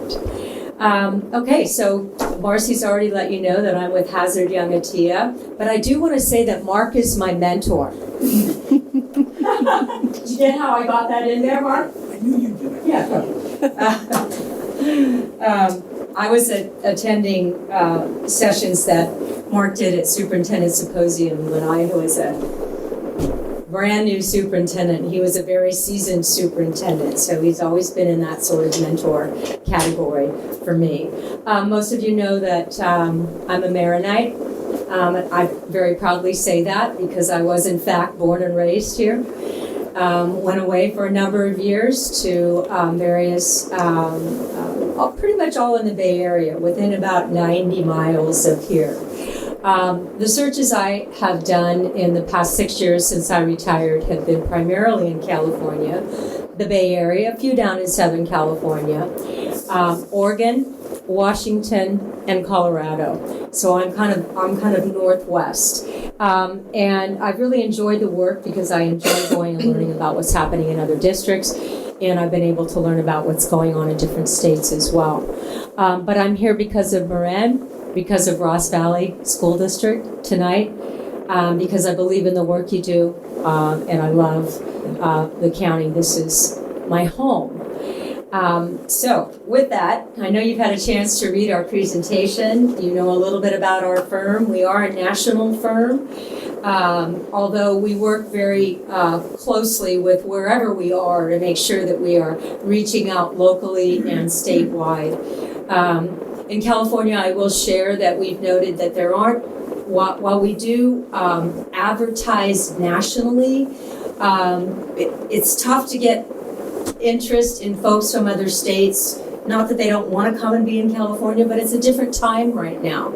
So the work that we're doing, my presentation here tonight is about serving Ross Valley School District. If a national search is something that you want, that's totally within our bandwidth. But we also just focus on California as well. My colleague, Dr. Henderson, was unable to be here tonight. She teaches at the university. She had 2 classes back-to-back on Wednesday, but this is Dr. Alicia Henderson. She's been a superintendent in the Bay Area, in the Silicon Valley, and as well in Washington, and has recently retired. So our process looks much like other processes that you'll hear about tonight. But the focus is really on understanding, working with you and understanding what Ross Valley School District needs and wants and desires in leadership, in their next superintendent. We want to understand that from your perspective as trustees. We want to understand it from the community's perspective, from your stakeholders' perspective, from your children's perspective. It's nice to see some students up here tonight speaking to you as well. So that's the first and probably the most, the deepest part of what we do is we really will work to engage your community in ways that you think are appropriate for your community, whether that is focus groups, whether it's a town hall, a combination of those. It could be virtual. We typically do recommend a combination of virtual and in person because we find we get a lot more virtual attendees than we ever did, and it's a way for people to participate, especially if they have to come out in this kind of weather. Although that didn't stop participants tonight. So understanding the needs of your community and engaging across stakeholder groups is really important to me. And to my colleague, Alicia. When we move in, after we develop a leadership profile, which is what we will do based on our engagement with your stakeholders, we then begin the process of formal recruiting. Although the minute you begin the contract with HYA, your position goes up on our website, which is also a go-to place for many, many people. Just sitting here tonight, I heard from someone in Washington saying, gee, I just noticed an opening on the website and I never applied in California. This is for a search that we're just wrapping up in another area. But you do get a lot of free advertising from HYA, and then it goes up on our website the minute you begin to contract with us. So our recruitment starts after we develop the leadership profile, but it really begins immediately. We recruit people specifically for this district. Of the searches that I've done, very few have duplicate candidates in them. That's not to say that there aren't candidates that have reached out before. But we don't have a lot of duplicates. So that is because each district is unique, and we want to make sure that we're matching whoever we're recruiting to whatever the needs of your district are in terms of the leadership profile, in terms of what your community has told us is important for you. So we do a lot of recruitment. Our network is broad and deep, but we also ask you, your stakeholders, when we're working with you, if you know of anyone out there that you think might be a good match, that you think perhaps we won't connect with, please do let us know. And we frequently do get an email or two, that are confidential, saying, hey, this person might be a great candidate. So we try to do a lot of things when we recruit. When we work with you to decide on who you would like to interview, you will be able to look at all of the candidates that have applied to this district. Prior to us meeting with you to looking at the slate of candidates, we have screen interviewed everyone, so we've spent already about a half an hour to 45 minutes screen interviewing them, asking them questions that are reflective of the needs of Ross Valley School District, and then preparing a slate of candidates, perhaps maybe a tier 1, tier 2, tier 3, based on the match of those candidates to your district. But you get to ultimately choose. The board chooses who you would like to bring in for your semifinalist or first round interviews. And we will guide you through that process. We help you select interview questions. We will go over protocols for interviewing with you. How many of you have been through a superintendent search? So this was your first time? Did I say thank you to New Marching and congratulations on your retirement? So we will do everything that that you ask us to do to shepherd you along in this process. It is ultimately one of the most important things that you do as trustees, and you already know that. Trustees before you have selected solid superintendents, and I know you're going to do just as good a job, although Marcy's shoes are going to be very, very hard to fill. We offer support services in the transition once you select and offer someone a contract. There are certain services that we can provide to you as well. We have board portals where we will put all of the information that we generate with you, everything from our first planning meeting with you to our stakeholder engagement information, surveys, and then the candidates as they come in. So that's just one of the things that you'll see in our process. You can reach out to me anytime, day or night. I may not answer something that comes in past 9 o'clock at night, but I'm pretty darn good at getting up in the morning and answering at 5 if that's what you need. So we are 24/7 in that respect, and we really do go all out for you.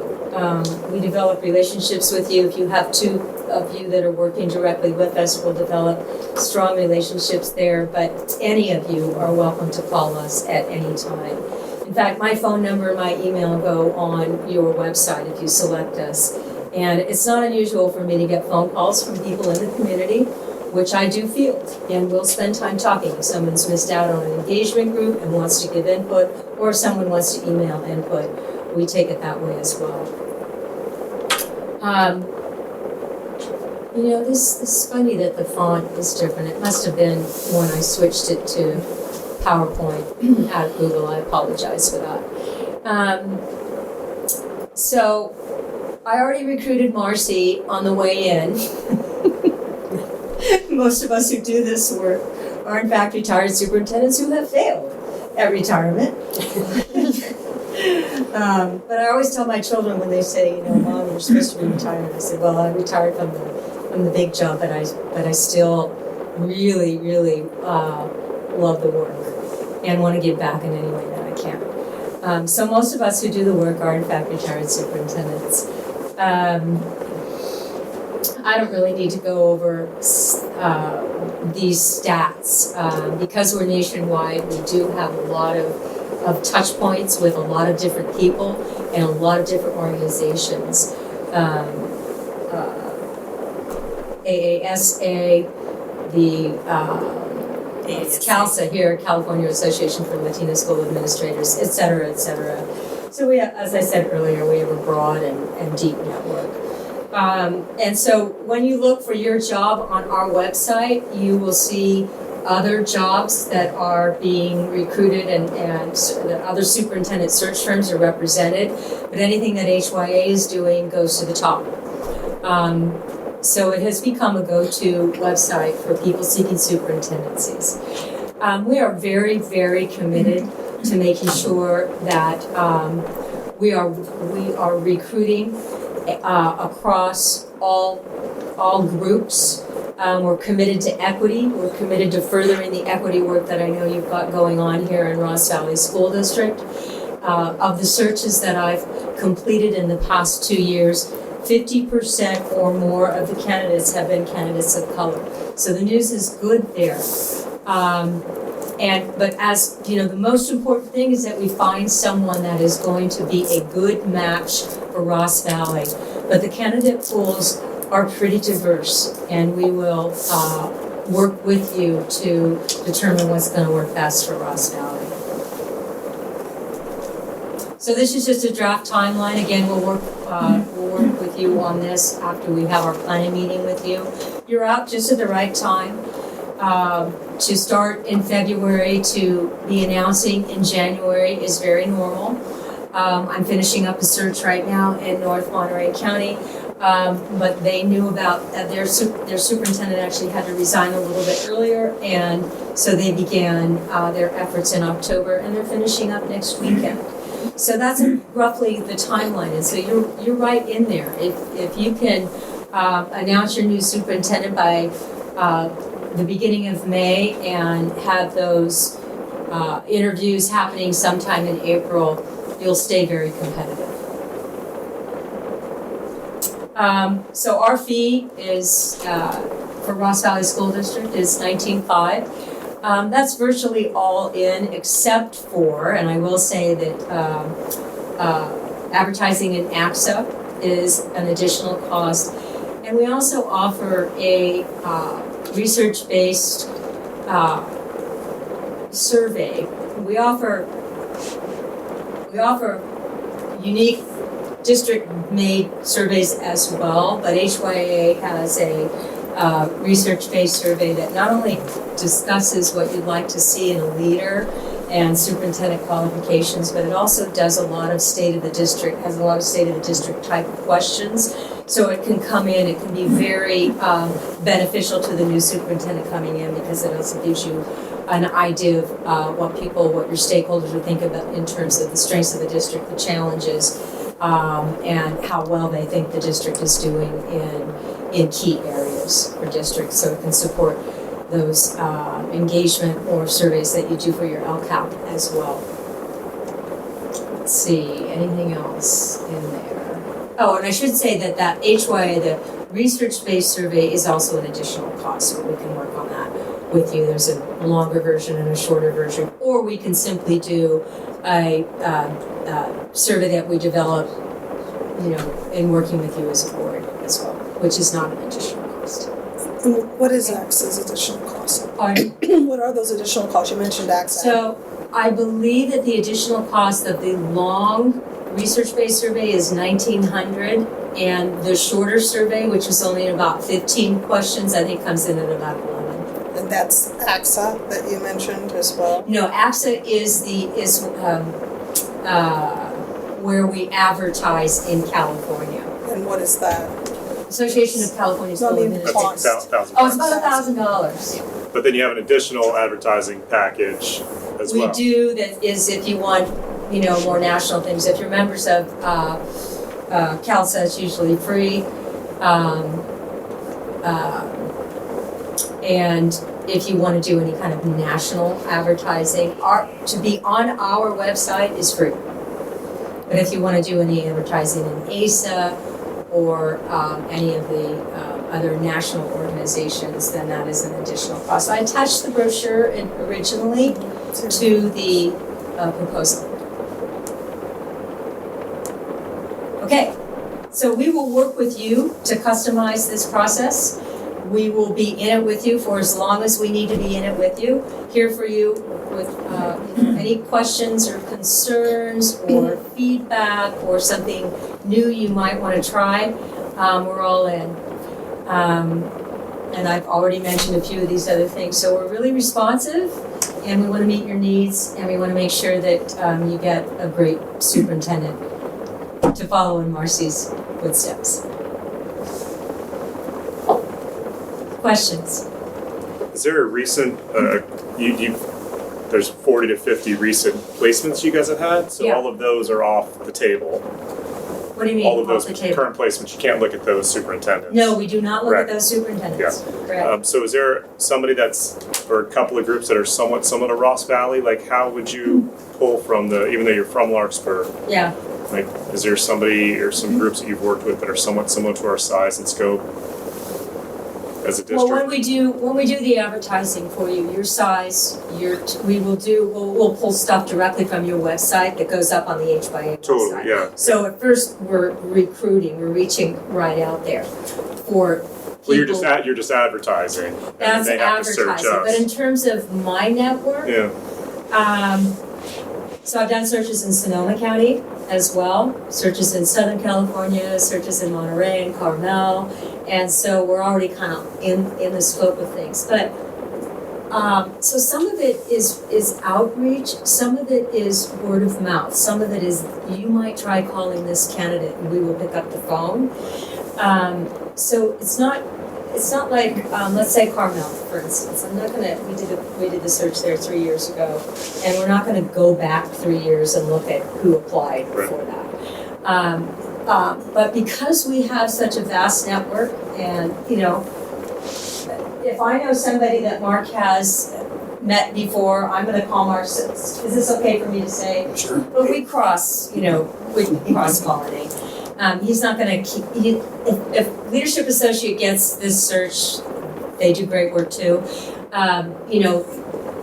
We want to meet your needs, and if Leadership Associates has a candidate from another search they've done, they're going to share with me, and I'm going to share with them. So, with that kind of networking, we usually do end up finding people that are going to be hopefully a great match. That said. Sometimes people apply. We have a candidate right now from out of state for North Monterey County who couldn't not have received an interview. They are, highly recognized, highly, honored, lots of awards in their district, and shocked. Well, I was shocked when I got the call. Right? That was not someone that I had thought to reach out to. So that's how that works. Yeah. What's the size of the candidate pool usually that we would be able to look at? The size of the candidate pool. How many candidates do you bring forward usually on an average? So I'll give you the example of North Monterey County. Right now we have 34 candidates, which is the largest pool that we've had since COVID. And I've been doing this since the year before COVID. So that was good. Now, not all of those candidates are going to be exceptionally qualified or highly qualified, right? Some of them are, just first time out. Some of them don't have the skills and qualifications. We have a couple of what we call frequent flyers who kind of apply to everything. You use Frontline here, right? Do you use Frontline? For substitute. For substitutes only. Well, they have an application system, and the thing about the application system is that we can see where else the candidates have applied, and so you can see where people are just applying, right? So 34 is the largest I've had in a few years, but I would say that 15 to 20 is more the standard. The slate that we present to you is usually roughly 8 to 10. We encourage you to select 6, potentially 7, but again, you could select 10 or 12 if you wanted to. That's a little hard to get that, done in 1 or 2 days, but there are some good candidates out there. Now, the pool is you know, people are retiring. We knew this would happen, right? There's a little bit of a dearth, but this is a really solid district. This is going to attract some really good people. And the training, I will tell you that I also supervise the Masters in Educational Leadership program through the Marin Leadership Institute. Actually, I just stepped down from doing that, but you had, you know, there were 3 or 4 teachers here tonight who stopped and said hello to me that are in your pipeline. Just so you know. So there's a lot of, you know, the good news is there are people still interested, even though there's certainly the position has become a lot more political in the last few years. Yes? Along those lines. What do you think, you mentioned that this district is, you know, will attract a lot of candidates. What do you think might be the most difficult part of the process for this particular search?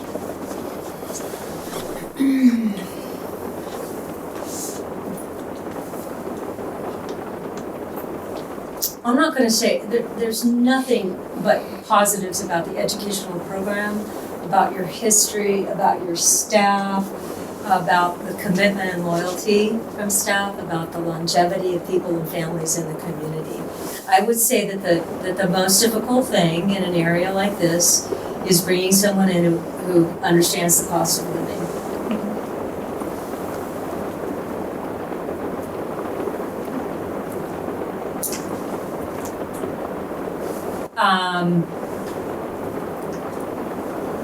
That doesn't mean that there aren't challenges related to, you know, student achievement, equity, but those tend to be things that superintendents lean into. They appreciate work that's been done, you know, in a district like this, the challenges that you have. You know that you're, you know, one of the most heterogeneous, diverse districts in Southern Marin, anyway, which is a positive, you know.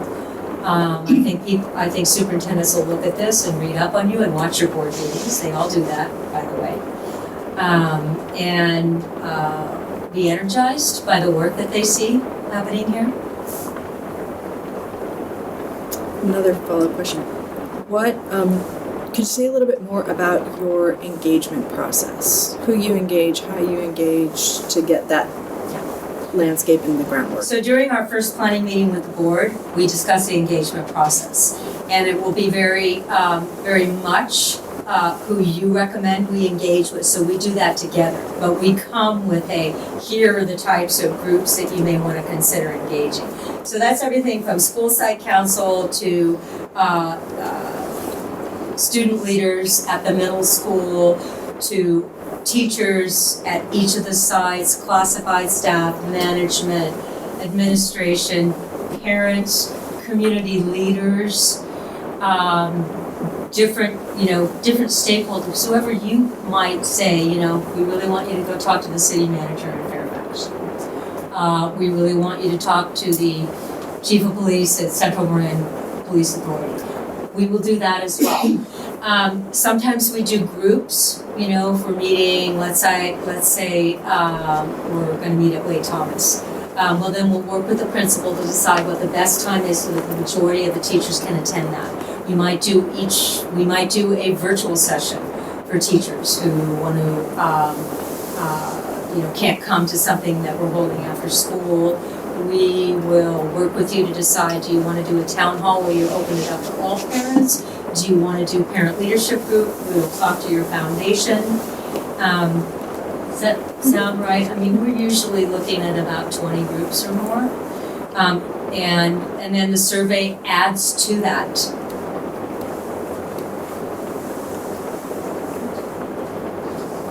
Other superintendents in the area?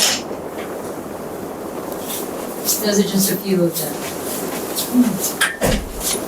the constituents. That was what I was wondering, just to hear a little bit more about that. And you said you've got the longest tenure average. What is the average tenure of a superintendent that you place?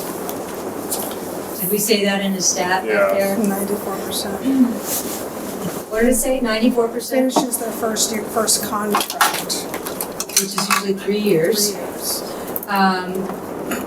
So you want to know what the average superintendent longevity is? Yeah, I know it's short in California and nationally. Nationally, it's still at about 3.5 years. Although I will tell you that what we're seeing is a propensity for people, when we recruit, we say, you got to stay 5 or 7 years, because we just know that not much can be done in 3.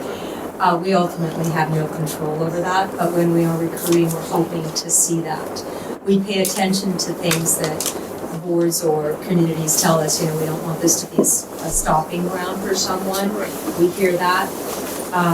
And so we do our best to make sure that the candidate that you select is fully aware of the kind of longevity that you would prefer to have. And I think the track record in Marin is pretty good.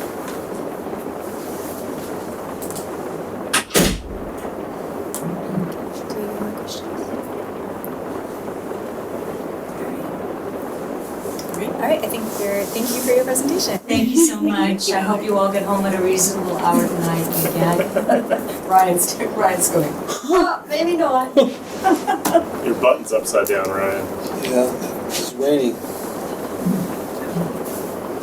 Good luck. Thank you. Thank you. Thank you, Valerie. Thank you. Oh. Just right up in my bag. All right, so Leadership Associates, we have tonight Mark Ecker and Donald Evans. Good evening, everyone. Good evening. Okay.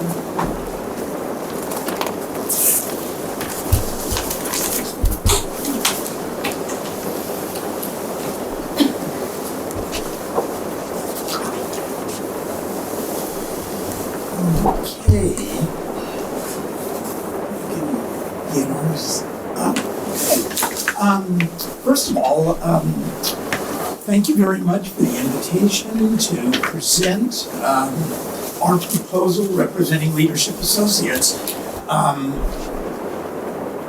I'd like to share a little bit about myself, and then Don will share a little bit about him.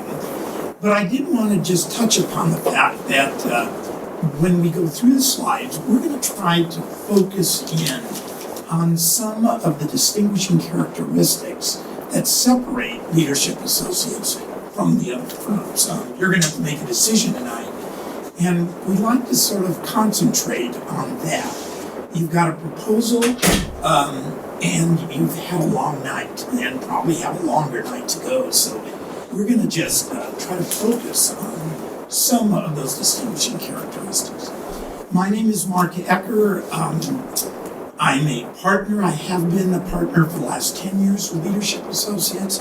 I also was a superintendent for 18 and a half years. I was in the Fountain Valley School District, which is in Orange County.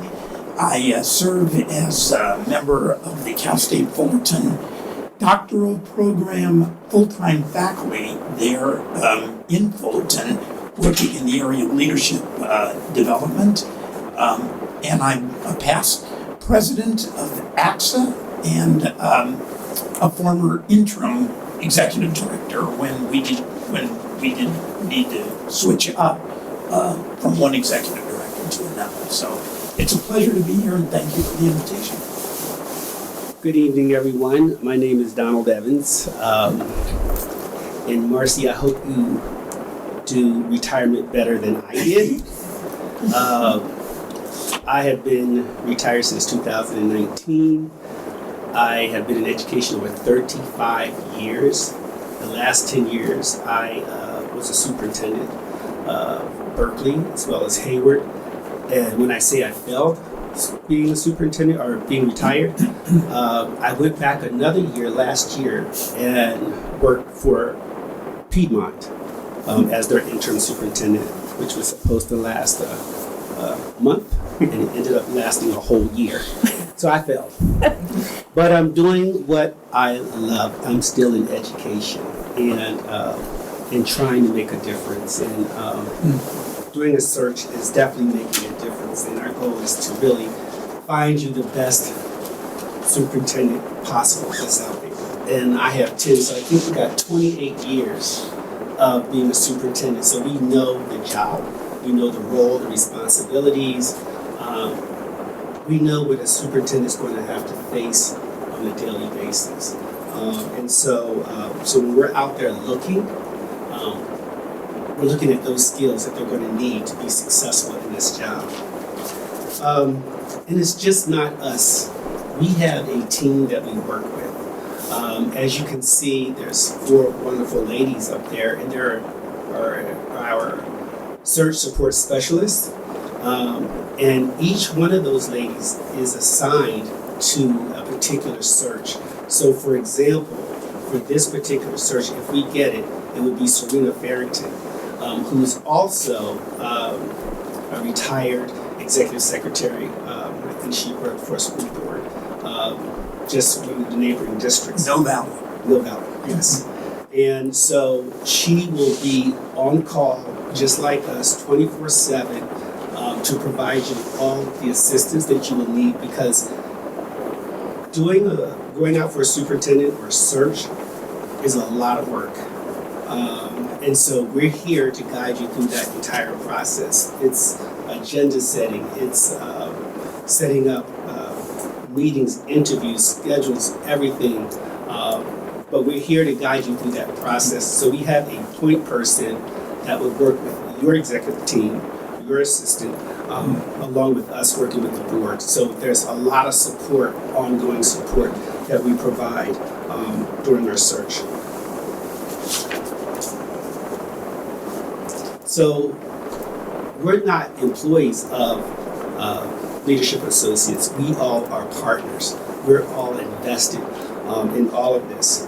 You know, our mission is our why, and that's finding you the best leader that we can possibly find. Because we know that there's a correlation between a successful leader who has great capacity to lead and the outcomes for students. And so that's what we want to provide for you. So not only do we provide searches, but we also provide professional development, because there's going to be a lot of professional development that's needed when you hire a superintendent. We work with schools as well, that relationship, and other leaders in your district. So we stay in touch throughout this whole process, and even after the process is over. Okay, if we were fortunate enough to get the search, the 2 people that you would have working for you would not only be Donald and myself, but it would be the names of these individuals up and down California. These individuals all have experience as superintendents. They have done many searches themselves. They, quite frankly, create a network. And there were some questions that I was listening that you had raised about pools of candidates. How do you attract quality candidates? Quality candidates come out of networks. And so people up and down the state bring forth that knowledge and that pool of the individuals who would then lead us to being able to recruit. Many of these individuals here are individuals that we talk to every other week. So our firm will have meetings every other week, of which we go over our searches. We share the specific qualifications. We share the names of individuals who, quite frankly, might be a great fit for Ross Valley. We were just recently presenting at the Superintendent Symposium this last week, and Donald and I both talked to individuals. We knew we didn't have the search yet, but we knew that there were, quite frankly, possibilities of individuals that are looking to move, that are wanting to come into this area, and would very much love to apply and be considered for the position. So when you hire leadership associates, you hire these individuals who are with us 24/7.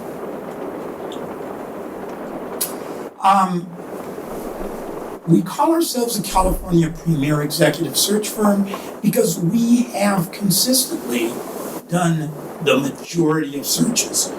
We did over 60% of the searches last year. This year so far, since July 1, we are looking at around 73 to 78% of the searches. You can take a look at the school districts that we recently have done and have done locally. These are school districts that Donald and I have both worked, and these are individual school districts that we would urge you to contact and ask them, what kind of a job do leadership associates do? You could even use our names, talk to these individuals, and we're confident that they're extremely pleased with the superintendents that they have. I believe that when Valerie retired, the superintendent, Brett Geitman, who is currently next door to you, we did that search, and I believe I saw him at the symposium. I believe he is starting his 7th year. So you were talking about longevity. One of the things that we urge is that superintendents would commit to a certain number of years. Remember, superintendents are upwardly mobile. They're always looking for additional challenges, but we do want them to commit to the district. So this is something that we would urge you to consider when you are making a decision as to your next search. So, oops. There we go. So why us? So we feel that we have one of the deepest pool of candidates. We have an extensive network. We have a website that we have over 1,100 subscribers who instantly receive notification of all of our open positions.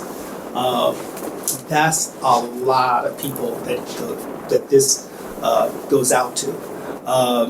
66% of the finalists that we've had have been women or women of color.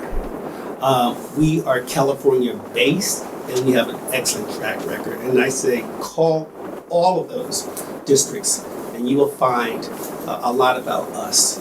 We care, we are there, we are available 24/7. Our reputation speaks for itself, and we make sure that all of our districts are satisfied with the candidate, and it's just how we maintain a certain amount of professionalism as we go out and reach out for candidates. One of the things that we do provide is a complimentary 90-day entry plan for a superintendent that's coming into the district. What do you do those first 90 days? That's in addition, no charge. So that's what we provide for all of our candidates. What does that look like? What's a 90?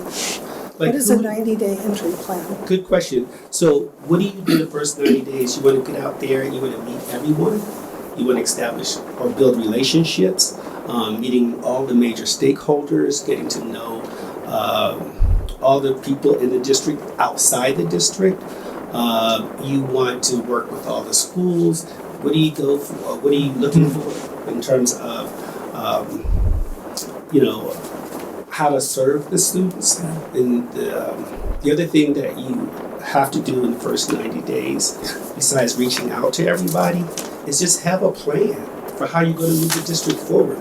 But you can't really have a plan until you get to know everyone and what the needs are. And so we provide all of that before you even get the job, so you have an idea of what the district is about and what it needs. So it's more than student achievement. It's working with the partners. It's the foundation. It's the budget. And so all of that's in the 90 days is getting to know all of those things and meeting all those people and all those stakeholders, so that you can come up with a plan to strategically move the district forward. And I guess on that note, I'm sorry for asking questions as you go along, but are you saying that you take it upon yourself to understand the profile of the district that you're placing the candidates with, to enable them with a full understanding of the community? And how do you gain that information from understanding? So we start, if you look at this next slide, all of us have pretty much the same process in terms of how we engage the community. So, and I'll go back to the slide before, but let me go to this one because you asked that question. So it does start, everything starts and ends with the board. And then we go out and we engage all of your partners. That's your certificate, your classified, your district, all your district employees, all the people that you want us to meet. City people, safety people, the police officers, anybody that you want us. And so we get all this information by asking them, questions about the district, all these things that they wanted to see the superintendent, right? And I want to say there's one group that I personally love talking to, and that's the students, to get an idea from them, what's it like being in the district, and what do they want to see in the superintendent. We get all of that, and in addition, we have a survey that's online that everybody can fill out, and we get a lot of participation from that. So we get a lot of information about the district from everyone. And let me add, Chris, because it is a very good question. The three basic questions we will ask stakeholders. Number one, what are the personal and professional qualifications that you're looking for in your next superintendent? That's one question that they will answer when we do this outreach. The second question is, what are you most proud of Ross Valley? What do you want to keep? What makes you believe that Ross Valley is the best school district around? And the third question we ask is, what are challenges you see that the next superintendent will need to address? When we collect that data, and we do it among a variety of stakeholders, we then take that information, not only off of the individual meetings that we have, but as Donald mentioned, the online survey that everyone can take that is open usually for a period of time, 1 to 2 weeks. And we take that data and we create for you an executive summary. And from there is what creates the basic description of who we're going to be recruiting. And when I like that you engage the students, how much engagement is for parents with kids in the school from different varying learning abilities and understanding where there's room for improvement or what can continue. And exactly. When we have a meeting with you and we talk about the importance of the variety of groups that you want us to reach out to, parents are very key. And not only do we engage them as a total group, but we look at your parent-teacher association. We look at those parents that maybe serve on your English language advisory. We look at students that serve on the special education advisories. We look at your foundation, the parents that are serving on those foundations. So they spread the gamut and give us a real flavor for, what they represent and what they want. And then we break it down for you by those groups. Thank you. And then we keep we create a database of all that information. We summarize it and we give it to you. So throughout this process, we are communicating with you at every step, so you know exactly what's going on and where we are in the process. And I think that's my favorite piece, is just getting all that information from the various stakeholders, because it's interesting what you find out.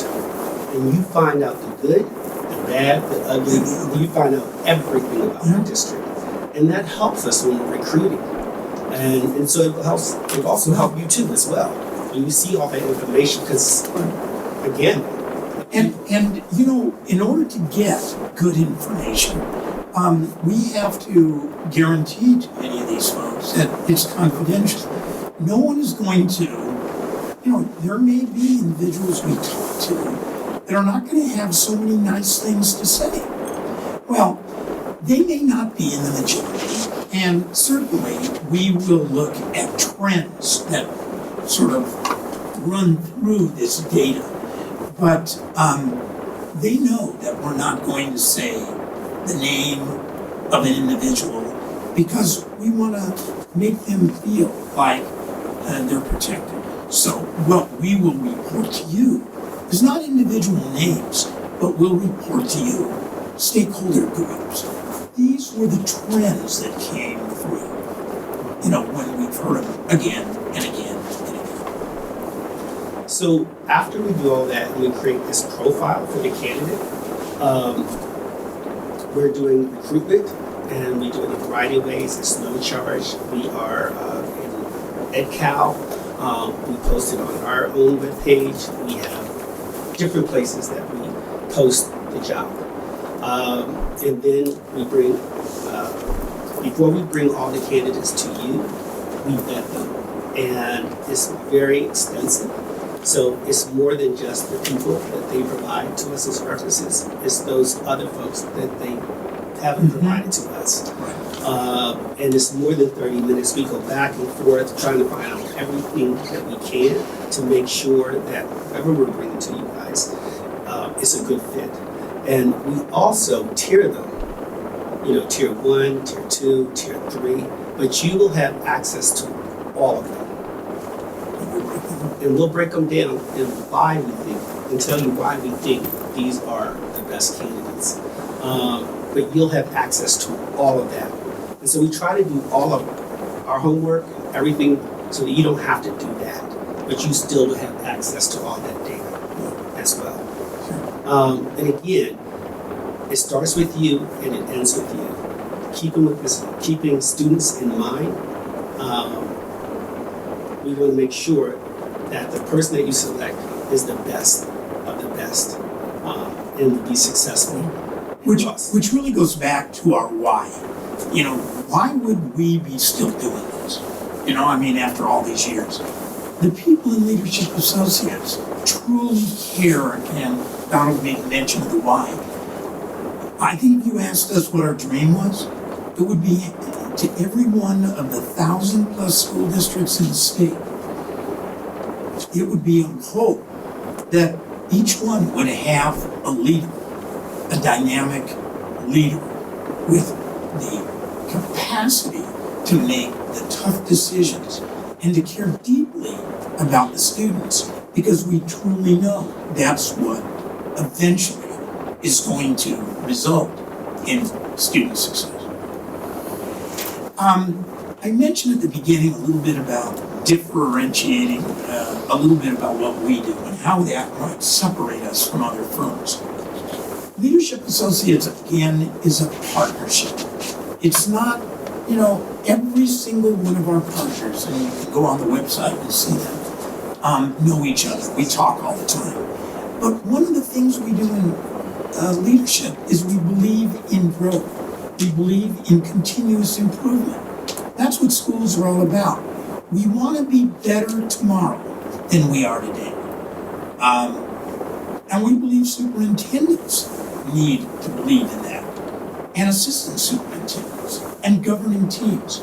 So we don't just find you a superintendent and leave you with that individual and be gone. We provide development and support. We have leadership series up and down the state. We do networks. We put on our own conference in San Diego, where over 200 to 300 superintendents come every single year in San Diego at the beginning of June.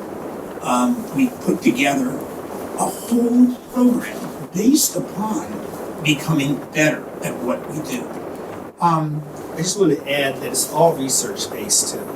So everything's the latest, but it's all research-based. What we do and what we provide to anyone who's working with us. In fact, probably it used to be that searches represented by far the most of our business, and that the executive leadership development was far behind.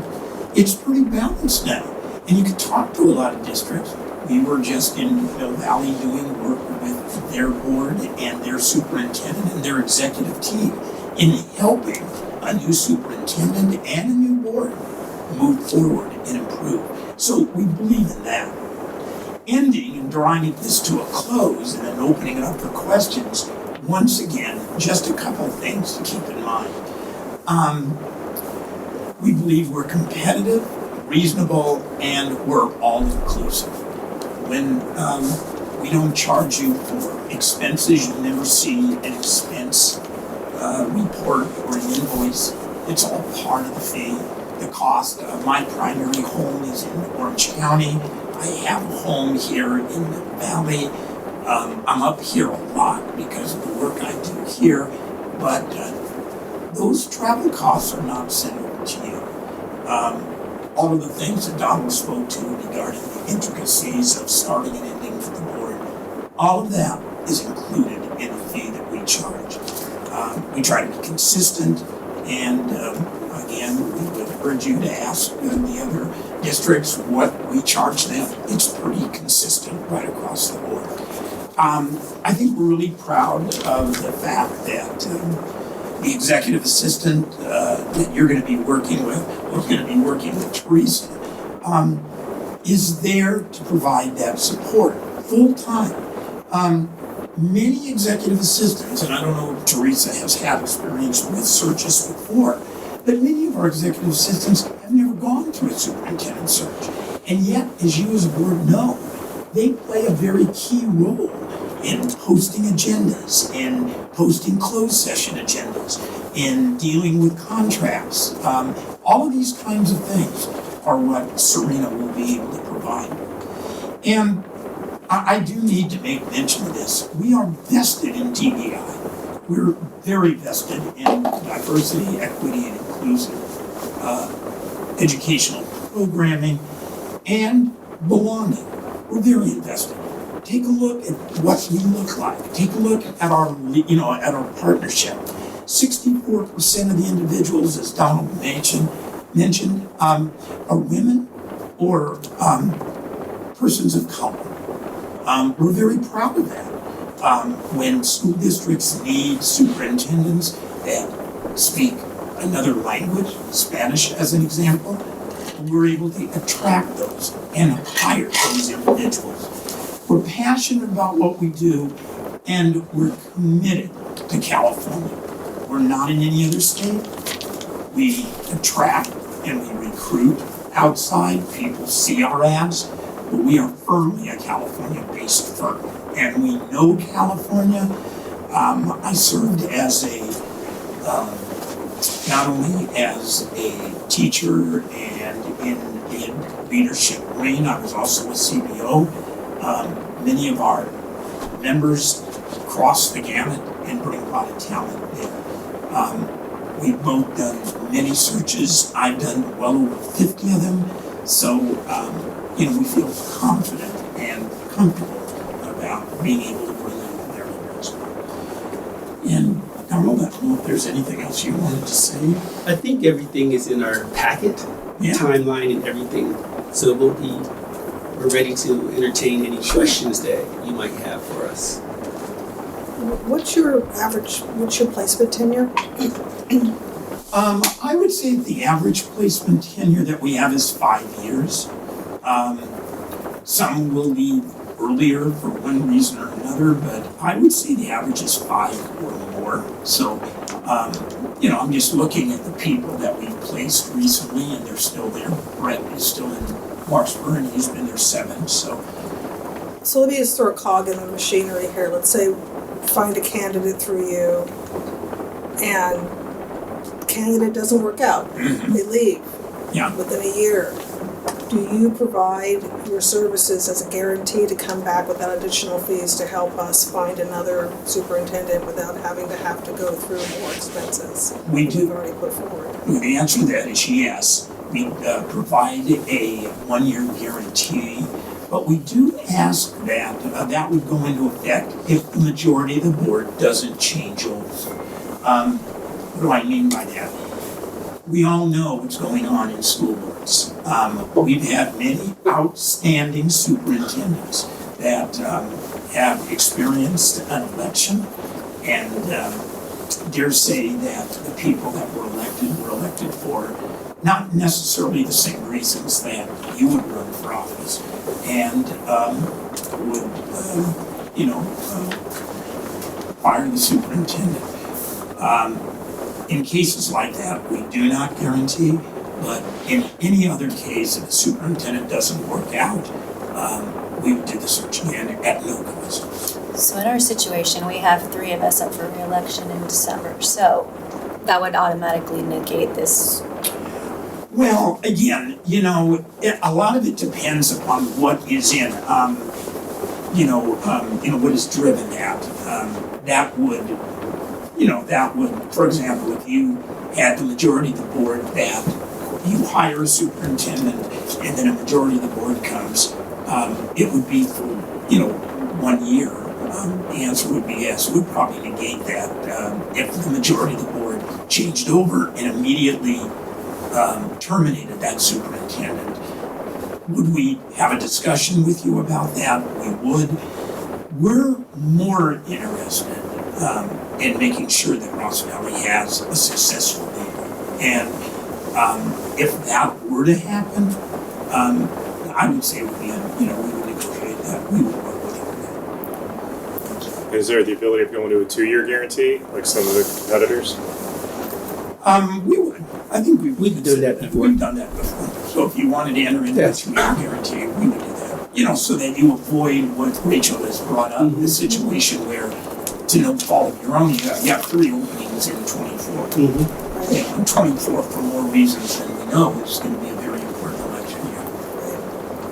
So, we would look to it. Then how do you typically work with the 1 or 2 trustees that are assigned to be the go-betweens? What is Well, I'm going to say my thoughts, and then I know that that Donald, you have some thoughts as well. The reason, Marcy made mention of the fact of the Brown Act. You do want to protect yourself away from Brown Act violations. The real reason is, a lot of the times as you move through a search, you need some immediate decisions, you need some thoughts, and you don't want to wait for a board meeting every single time. Having 2 individuals that you would pick, typically it would be the president and maybe one other person, those vary, that's really up to you. It just gives us a chance to be more fluid, like if we say to you, we didn't get a large turnout of this stakeholder group and we would like to repost it and really get them out again, how do you feel about that? It would be easy. They're going to speak on all of your behalf, but it would allow us to move a little bit more nimbly. So we keep them very well informed, but you will get regular updates, all of you, on a regular basis. When we have a position description that we need you to approve, we're going to run it by the 2 people assigned to us, and then they are going to share it with all of you so that we can get it and get it posted. I don't know, does that answer your question? Yes. What's the most unexpected, non-traditional recruitment activity you've done? Most unexpected, non-traditional recruitment activity. Well, I may not be. One time we had a board that wanted to post on Edjoin. We normally don't post on Edjoin. Not that we have anything against Edjoin, but we're looking for people that are at different level and with greater amounts of experience. This board wanted Edjoin, and as a result, we had some very, very interesting candidates that put their names in. They didn't end up becoming, as Donald said, one of our tier 1 or tier 2, but they were people that were totally non-traditional. A teacher who had no administrative services credential and was very knowledgeable in that district and very engaged and a big donor into their, their foundation and carried a lot of weight. And as you know, you're not required to be a superintendent with an admin credential. Most have it. Most have it because the board would need to, in a meeting, would need to waive the requirement that an admin credential requires, which is being able to evaluate certificated staff. So a superintendent without one wouldn't be able to do that. We had a situation like that. That was sort of very untraditional. We also had a couple of CEOs from private corporations that had never stepped foot in a school. Those kinds of things. What about you?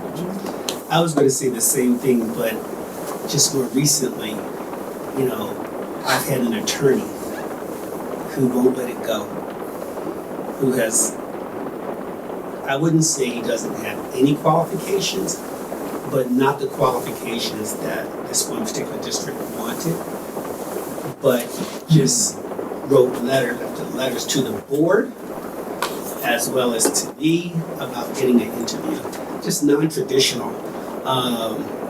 And so just letting them know that, that they did not fit the profile of what that particular district wanted. Right. But it was more of a non-traditional person when the board wanted someone who had actually superintendent experience. And this person had no experience in education, not even a teacher or anything like that.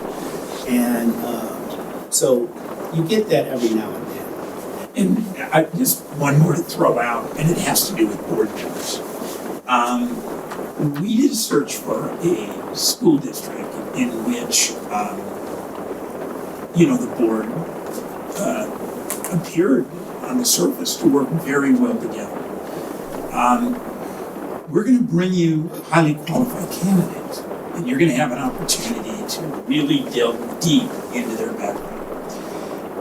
But just like anything else, some of you have favorites. You might like candidate 1, another might like candidate 3.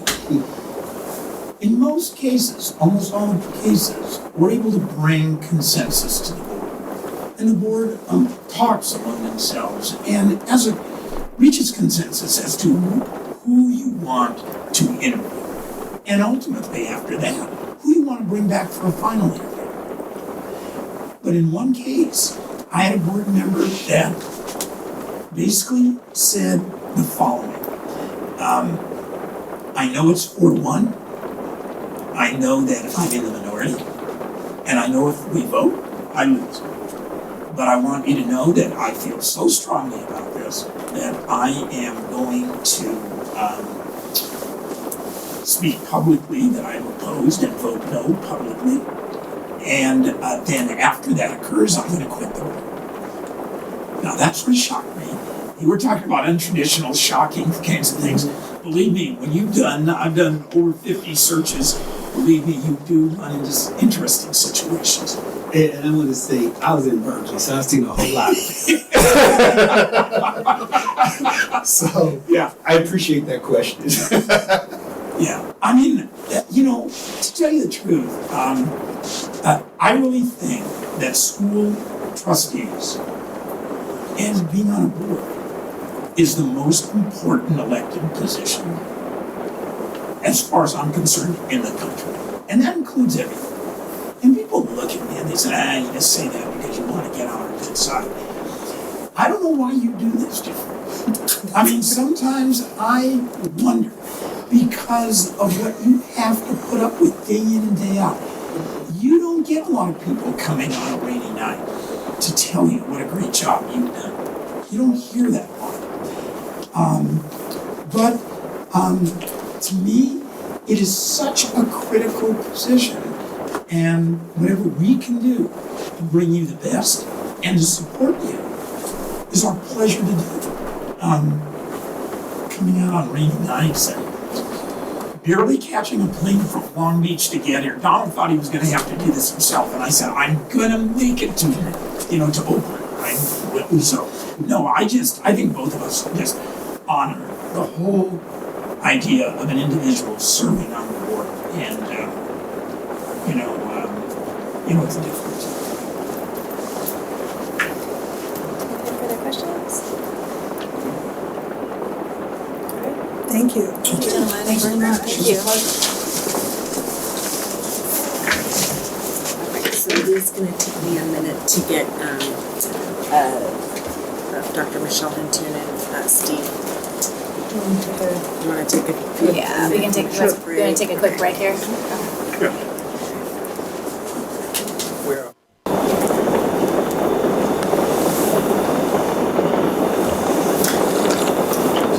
So we have one final executive search firm to present, McPherson and Jacobson. Yes, and tonight, unfortunately, due to the weather, we weren't able to have any of the representatives here in person, but they are on the conference phone, and we have with us from McPherson and Jacobson, Steve Louder and Dr. Michelle Huntoon this evening. And so, as we talked about earlier, as we were... Chris, I'm sorry, can you please get me the clicker? I will move through the PowerPoint for you, so just let me know when you're ready to move on to another slide. Yep. All right. Sounds great. Okay, awesome. And we're going to do it just a sound check. Is this, it is as loud as it goes. Is it too loud? No. 1, 2, 3. Can you hear me? All right, so what they are doing is they are listening to the live stream feed, and there is a 60-second delay. And so it's just going to be just the nature of this evening is we will just need to be a little patient for any feedback, reverberation that might occur with that. Why do they have to listen to that in real time? We don't. They don't. We actually have it on mute, so we can hear you through the phone. All right, so we're hearing the live stream. Do we know why that's happening, Jorge? Marcy, can you hear us? We can. But we're getting an echo. I just muted the live stream. I can see the video. I don't need to listen to the sound. All right, that's fine. So it wasn't muted before, so now that it's muted, we're not hearing it. Okay, perfect. All right, thank you so much. You're welcome. Hey, Dr. Hunting, are you on? I am here. Okay, great. Thank you everyone for first accommodating us for the weather and allowing us to be last. We appreciate that because you always save the best for last, right? So that's a little tongue in cheek. Hopefully that's taken as a joke, not as meant to be people. But my name is Dr. Stephen Louder. I was born and raised in far northern California, up in the Redwoods, as was my mother, and my grandmother was born in a gold mine in the Sierras. I was a superintendent for 30 years. I have 40 years in California, or I have 40 years in education, most of that in California. I retired in 2014, and I've been doing searches with McPherson Jacobson since that time. They were founded in 1991 and have done more than 1,000 searches across the nation. The uniqueness of McPherson and Jacobson is that we are a national firm with 120 consultants across the country with consultants, California consultants with decades of California experience. So we have a deep knowledge of California education. And I want to thank you for that. Can you get the next slide, please?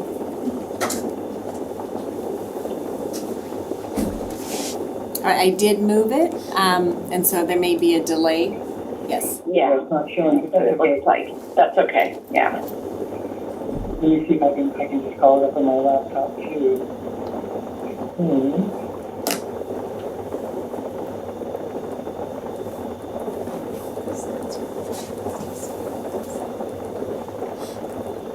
What slide are we? Marcy, can we just describe the slide we're on? Yeah, we're on the presented to Ross Valley School District Board of Trustees. Next slide, 3. And that is the two of you?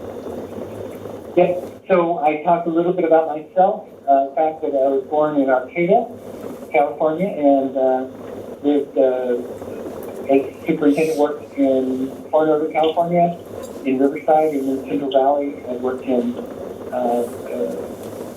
Idaho for 5 years and then Oregon for 5 years. But mostly of my term of service was in California.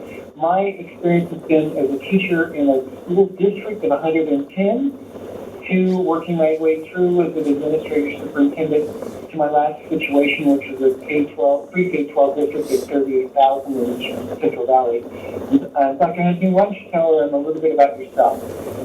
Sure. So I've been blessed to have experience and hold positions in a varied discipline in school agencies. I have more than 30 years of experience in public education. I started out as a CPA, and in fact, I had the honor of serving Ross Valley as an independent auditor many years ago, along with other districts within Marin County. I was an associate vice president for school services for more than 14 years. During my time there, I managed their search unit during that time. I worked with the legislature on behalf of school agencies while I was there as well. And so I'm deep in school districts within California. Oh, is there a question coming? Am I hearing? No. No? Oh, okay. My apologies. And I also had the honor of serving as superintendent for 6 years successfully. I have been faculty for Sac State, USC, AXA, and FICMAT. And I have also held positions in 2 large districts as CBOs. One was in Stockton Unified, and I'm currently the CBO for the largest Northern California high school district, which is the Eastside Union High School District. Okay, suffice to say we have lots of connections in California and decades of experience. Go to slide 4, please, Dr. Hunting. Yes. Excuse me. So as Dr. Louder had indicated, we are a leading national search firm. We have over 130 search consultants. And we have the sustainability in leadership is key to success for the organization, the staff, and the students, because that is what we're here for. We're here for students. Moving on to the next slide, slide 5, talking about our background and what we believe in. We believe that every student is entitled to high quality education, and we also strongly believe that quality education is dependent upon quality leadership. And our mission is to ensure that each search result is quality leadership for education excellence. And as I had just indicated, sustainability and leadership is key. So I look at that as we also look at Ross Valley's mission as well. And we see that there is an alignment there between what we believe at McPherson and Jacobson and where the mission is for Ross Valley. And that really is to provide that quality educational experience to all students, because all students deserve that, which is grounded in those best practices, reflects the highest academic excellence, cultural richness, and social, emotional, and physical development that educates, supports, challenges, and inspires the whole child. Moving on to the next slide, slide 6, continuing with the background. We do not hire the superintendent. That really is the role of the board. We are really facilitating the process and guiding the board through that process itself. And so really working with the board in a partnership role. And so we work strictly with the Board of Education. And as we look at our staff, we have 80% of our candidates that are placed are in that same position for over 5 years, and 50% for 10 years, and 40% for 15 years. And as we were listening to prior questions that came up about longevity and the average for leadership positions in school districts for superintendents, 3 to 5 years in California, and nationally it's 2 years. And so as we have seen in the news over the last, I would say since COVID, those probably can be about, on average, those are about right. But does that mean that that's what you're going to, that's going to lend itself for an organization to be successful? No, you want something that is going to be more like a 10 to 15 years to have that longevity, because again, that's going to support and ensure success for the organization, the staff, and the students. Moving on to the next slide. And Dr. Lauer, I believe this is for you. Great. So let's talk about the investment. Slide 7 talks about our price is not to exceed $21,100. That means it could be less depending upon the services you require, but it will not exceed $21,100. With that number, you get all of the 4 or 5 phases of the search process, much of which you've already heard about. 4 weeks of print in EdCal, 60 days on EdJoin, a day of in-person stakeholder meetings, which means we're there talking to your stakeholders, your educational partners, your students, your teachers, your staff, your union leadership, your elected officials. And you get to decide how big, how small that group is. But usually that day is a 12 to 14-hour day. And we like it that way because that's how we get a chance to meet as many people and hear from as many people as possible. But it's not only just the in-person, we also do online surveys, and we'll do personal phone calls, be they either Zoom calls and meetings with your staff and your community members, so we can reach as many people as possible, or individual phone calls to elected officials, police chief, fire chief, sheriff, whoever it is. Again, could be ecumenical leaders. It's your choice, and we'll talk to you about all of those things. One of the things that we do that we really like is that when we present to you your short list of candidates who are the best fit to your characteristics that you can find, is you'll present them in a video answering several questions so you can see them, not only see all of this candidate's paperwork, but the sub-list or the short list of candidates. We'll talk about our deep dive and our background, which is through you. We don't just talk about and talk to their references. We go beyond that. We talk to our consultants, those people that we know. We want to find out the true background, the true experience, the true characteristics of those individuals. And we'll talk about them. You'll see them talking about questions that either we have or that you would like to have them answer. So you see them not only in paper, you get our background, but you also see them in person and their verbal presentation skills. We'll do a criminal and financial and educational background check on the candidates to choose to interview. Then we also, that number, that 21,1, is all inclusive. Travel expenses, everything that we do is included in that. And as I said before, it could be less. Slide 8, please. Here are the 5 phases.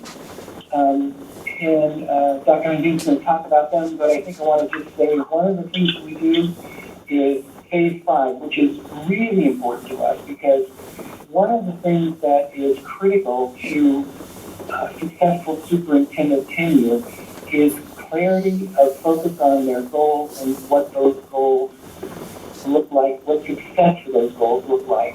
And so we'll spend time with the superintendent board talking about those first year goals and making sure that everybody is very clear, crystal clear, about what success looks like for those goals. Communication and clarity of communication is what it's all about. Dr. Hantoon, you're off to talk about those 5 phases on slide 9. Wonderful. Thank you. And so as we look at phase 1, there's 3 areas that we will be working again with the board. We are facilitating, it's the board's process, and we are facilitating that process. So we will identify those characteristics, the desirable characteristics that will work for your district to ensure that we are finding the right fit to ensure that longevity. And establishing the timelines and the target dates. So we're going to work backwards. When do you want that start time? And then all of the activities that are required that we're talking about will be identified with those target dates. And then determining the media and the advertising venues. So we're going to have the normal ones in California, but as we had indicated, if it is the choice of the board to go beyond the borders of California and do a national search, then we would look at other advertisement outside of California. But the normal ones that you would look at in California is going to be AXA, the websites for the district, as well as McPherson and Jacobson, EdJoin, CSBA. So those are the normal ones. But again, looking at maybe other areas that the board would desire to have those advertisements, included as well. Next slide, please. 10. So we're moving on into phase 2, and this is the stakeholder voice. And so really soliciting that input from various groups. And so the groups that you have within your district that you would like to participate in this process, you're going to identify that. Some of the common ones are going to be PTO, PTA, administration, staff, both certificated as well as classified. It would include your custodians, your food service. Maybe there are part of your community that you are partnerships within the community, your foundation. Maybe there's a chamber of commerce. So the relationships that you have and the partnerships that you have with multiple groups, you again will choose what works for you and who you would like to have included in those that input stakeholder groups that we have. And then we take that information and we include that in summaries that are provided to the board. So we provide all of that information back to the board for their review. We do not include names, but we do include all of the information and the feedback that we got, whether that is from the surveys or it is from our in-person or online, because we could do Zoom or personal phone calls. All of that information is included in the summaries. And then as we look at the application, we want to ensure that we have an application that is going to fit uniquely to Ross Valley. And so we will work with you very closely on what that development of that application and what that looks like. Again, looking back to the characteristics that you've identified that are important to your district. Moving on to the next slide, slide 11. The announcement, the advertisement for the position. Again, I just talked about where those would go. And again, open for discussion on other areas that you would like to have that posted. Posting the application and notifying interested applicants. We have a database that we utilize, but we also, as we look at the consultants that we have across the state in California, both Northern and Southern California, we have a diverse group of active and retired consultants in different areas throughout the state. And so the benefit that we have is actually working those active and those that are active within educational institutions have the ability to work with people day in and day out and know their maybe management style, their leadership style, and looking at the profile that the district is looking for so that we're matching up potential candidates for, can you hear me? Yes. Hello? Yes. Oh, okay. Sorry about that. No worries. And so trying to match up as part of our recruiting efforts to meet the needs and the wants and desires of the district. And that's part of our active recruitment. And then working with all of our consultants across the state. And most importantly, keeping our applicants informed. And it's important because as we have those target dates, we want to make sure that if we have someone that is of interest, that we want to keep them as part of that pool. Again, it's important that we bring a pool to the district, to the board, so that they have options, keeping those options open. Okay, moving on to the next slide, slide 12 for phase 3. And again, this is part of our facilitation. We will be reading and evaluating all of the applicants that have filed their application. And when we look at and evaluate those applications, we're utilizing the criteria and characteristics that have been established by the board. And then we will conduct the reference checks that Dr. Lauder had mentioned previously. We do those reference checks, but in addition to that, we reach out, and we love social media these days. There's lots of things out there, so we do a little bit more research in terms of looking at public and social media. We review the top candidates with the board. The board will see all of the paperwork, but we will focus on those top candidates that as we went through the evaluation and we utilized the criteria and the characteristics that were identified by the board and how that matched up with those candidates that rose to the top. We will assist with the interview selection, again, working very closely with the board. We will develop draft interview questions that we will work with the board. Again, going back to the criteria and characteristics and what those desires and the information that we would want to flush out as part of the interview process. So we want to make sure that those questions are very specific and they're not, I would say, open questions that could be asked of any interview. We want to make sure that they're unique to Ross Valley. And then again, of course, managing and notifying the applicants that were not selected. That would be a process that we would go through. Moving on to slide 13 for phase 4.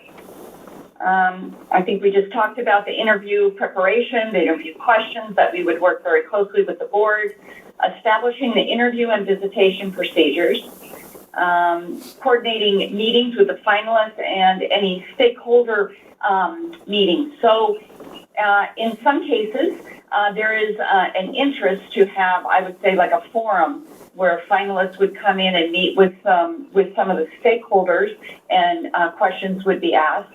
That's not something that is done by all districts, but it is something that some districts would desire to have occur. And then a process for the stakeholder groups to submit that input. We go through that whole process that we talked about.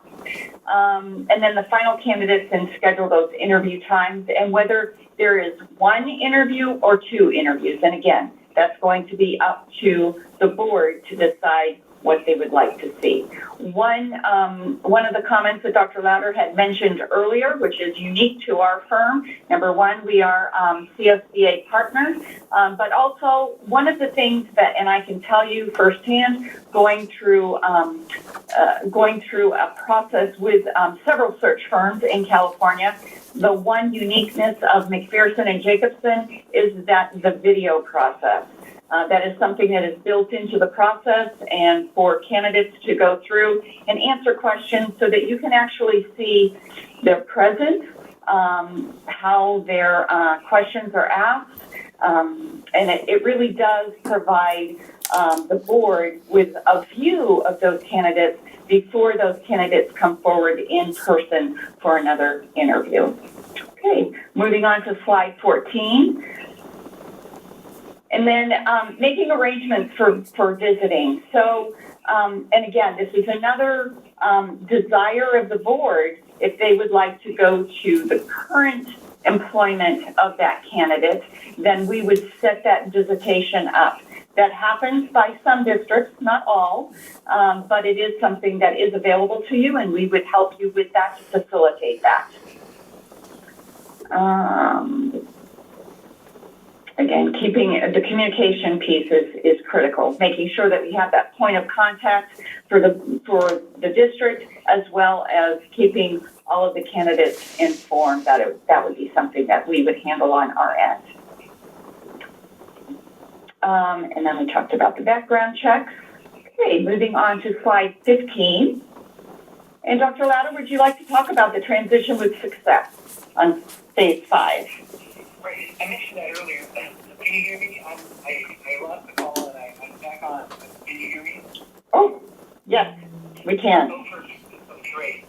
Yes. One thing before we get to that transition, You know, Steve, sorry, I'm gonna put you on hold just 1 second. I'm gonna try to get you back on the conference phone. Oh. All right. So now I'm gonna do the same thing.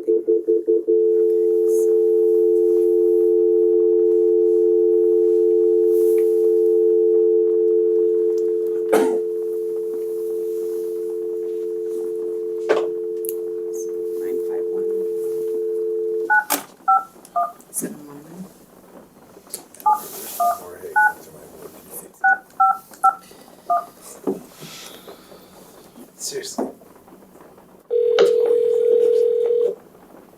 How's that? Am I back on? You are. Now we need to. Everybody can hear me now? Not yet. We need to get Michelle back on. Okay.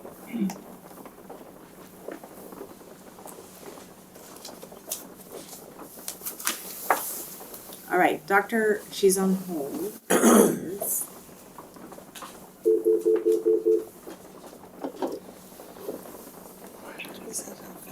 Alrighty, so I think you are both on again? Yes. Great. Right, all right. Thank you. One of the things that back on the previous slide I want to make sure that we talk about is that when we suggest to the board as part of their interview process that when they're interviewing these finalists that they bring their significant other along because this is about fit. And if there are more than one person in a relationship, you want to make sure that both parties are good with the community, good with the district. There's nothing like having one person feeling good about a position and their partner not. It's not going to lead to longevity. So that's why we really strongly suggest that you bring in the significant other and make sure that they feel comfortable about the job, the community, etc. We talked about the transition to success, which is at phase 5, which is ensuring clarity of what those first-year goals are. I think that's very important. I move on to slide 6. What I would say for slide 16, rather not 6, is that we are able to provide additional services. We can help with job descriptions. We can help with contracts. Again, Dr. Huntoon talked about the visit to the finalist home community. But, while we don't focus on after search services because the search is our primary goal, this is what we do. We have consultants who can do all manner of training, board leadership, DEI training, all the leadership things, all the training that's necessary. That's not really our focus, although we can provide all those services if the board were interested in doing something in those realms. Again, of course, you have the services of the SBA as well to you. But our focus is really ensuring a high degree of success and the best fit possible for the next superintendent. The next slide, which was 17, is about timeline. The bottom line here is your timeline, but normally it takes 2 to 3 months. That's a normal timeline search. You're in a very good spot right now. You will get good candidates. You have plenty of time. And one of the things that I think is important to know is that you pay us once for this search. If by chance, and it's very rare, that you don't find the highly competent qualified candidate, we're with you until you do. We'll help you with an interim. If you need an interim, we'll come back in the fall and we'll run it again with no additional charge except for any additional expenses we have for either advertising or travel. The consultant and the company makes no additional charge or makes no additional money if we don't come up with a winning candidate in this first go-round. I think that's very important. Again, that's slide 18 is the investment again, but I'm not sure we need to spend time on that one. I think that one of the key things is slide 19, which is we believe in a great deal of transparency in this process. We'll do what you want to do. If you want to have a closed process, we'll work with you. That's not our belief or our philosophy.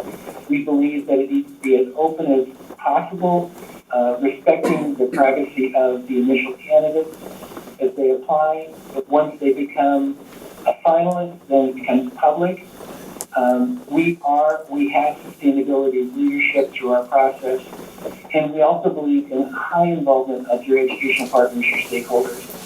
A couple other quick things I wanted to say, and that's in the last slide. We believe that every student is entitled to a high quality education, and we know that quality education is dependent upon high quality leadership and sustainability of that leadership.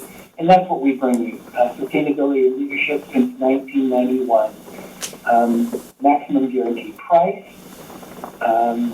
Decades of California experience with our consultants. And let me just throw this in as sort of the last piece, which is not here. We will throw in a Berkman personality profile survey of your final candidate. That's a $700 profile that will give you information about their characteristics and qualities, how they work with other individuals. It gives you insight into how they pair and how they work with other individuals. I actually took that assessment myself and was really surprised that how accurate it was to my tendencies, my ability to work, my preferences. And it gives the board an insight into their next superintendent and gives them ability to understand why and maybe how they make decisions or how and why they will move forward in certain areas. Found it to be extremely interesting, and many of our Midwest districts are beginning to take advantage of the Berkman personality profile. But that would be included in that 21-1. And again, that's the $700 bonus to the district. And I know we went a little bit longer than we probably should have, but what I wanted to do is to try to cover the bases and try to say maybe why we're maybe somewhat different than some of the other firms. All the firms are great firms. Dr. Antune, before we go to questions, do you have anything else you'd like to say? No, one of the, I guess I do. One of the things that I wanted to go back to very quickly is the guarantee. The guarantee is a 2-year guarantee no matter what happens. You have an upcoming board election, that 2-year guarantee would stand. So if that person leaves within the first 2 years, no matter what, we come back and do it for just expenses. Questions for us, please? Hi, it's Chris Landles-Cobb. Just a question about, you talk a lot about the characteristics of our community, and I just want to be clear, you're obtaining knowledge of the characteristics of our community through, are you looking to garner that through us, the board, or how are you looking to understand Ross Valley School District's characteristics? Sure. So a couple things. One, we talk about the characteristics and qualities of the desired candidate, your next superintendent, which you help us define, and individuals and your staff, your educational partners help us define as well. We have 4 questions when we go to a forum. They seem simple, but they actually help us paint a picture of who that next superintendent looks like. The questions are, number 1, what's good about the community? Number 2, what's great about the district? Number 3, what are the issues the next superintendent needs to know about before they enter the district? And number 4, what are the qualities, characteristics, and experiences the next superintendent needs to have to be successful in Ross Valley? Those questions, believe it or not, they seem simple, but they actually help us paint a very distinct picture of who that next person is, or what they look like. So we get that information from the board, we get that information from your staff, your students, from your elected officials, and that helps us paint that picture so that we can bring the best fit candidates. And how do you determine, what's your due diligence on understanding the challenges of the community? Well, having been a superintendent for 30 years, I pretty much have an idea of what challenges face most districts. But again, it goes back to the questions we ask the educational partners. What are the issues? What are those things that you need to, that this next superintendent needs to understand and know about before they enter the district? So, and by the way, when I talk to teachers, students, when I talk to parents, when I talk to community members, elected officials, by and large, almost all of them have the same issues.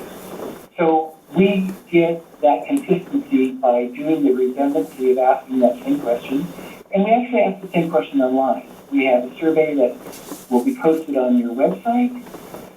We will be able to garner that information and aggregate it. We take nothing out. We see all the raw data. We'll give you a report about what we found in our personal interviews with people and groups, Zoom meetings with groups, phone calls with individuals. The only thing we take out are individuals' names or any profanity. Everything else, you see the raw data.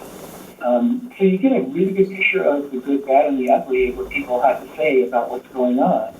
And sometimes districts are a little concerned about the negativity that they see, but every district has some of that. And it's very healthy to let people know what's happening or that you are interested in hearing from them, whether it's good or bad. That's really the key part of this process and the transparency of the process. We want to hear from as many voices as we can. So it's about that. It's about knowing districts. It's about looking at your budget, looking at your minutes, talking to people. It's really an empathetic study of your community. Well, thank you. You're welcome. Any other questions?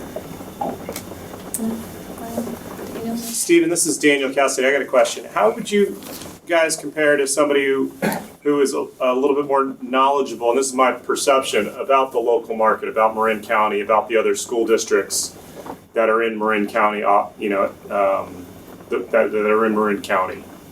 Do you guys have a lot of experience within Marin County specifically? No.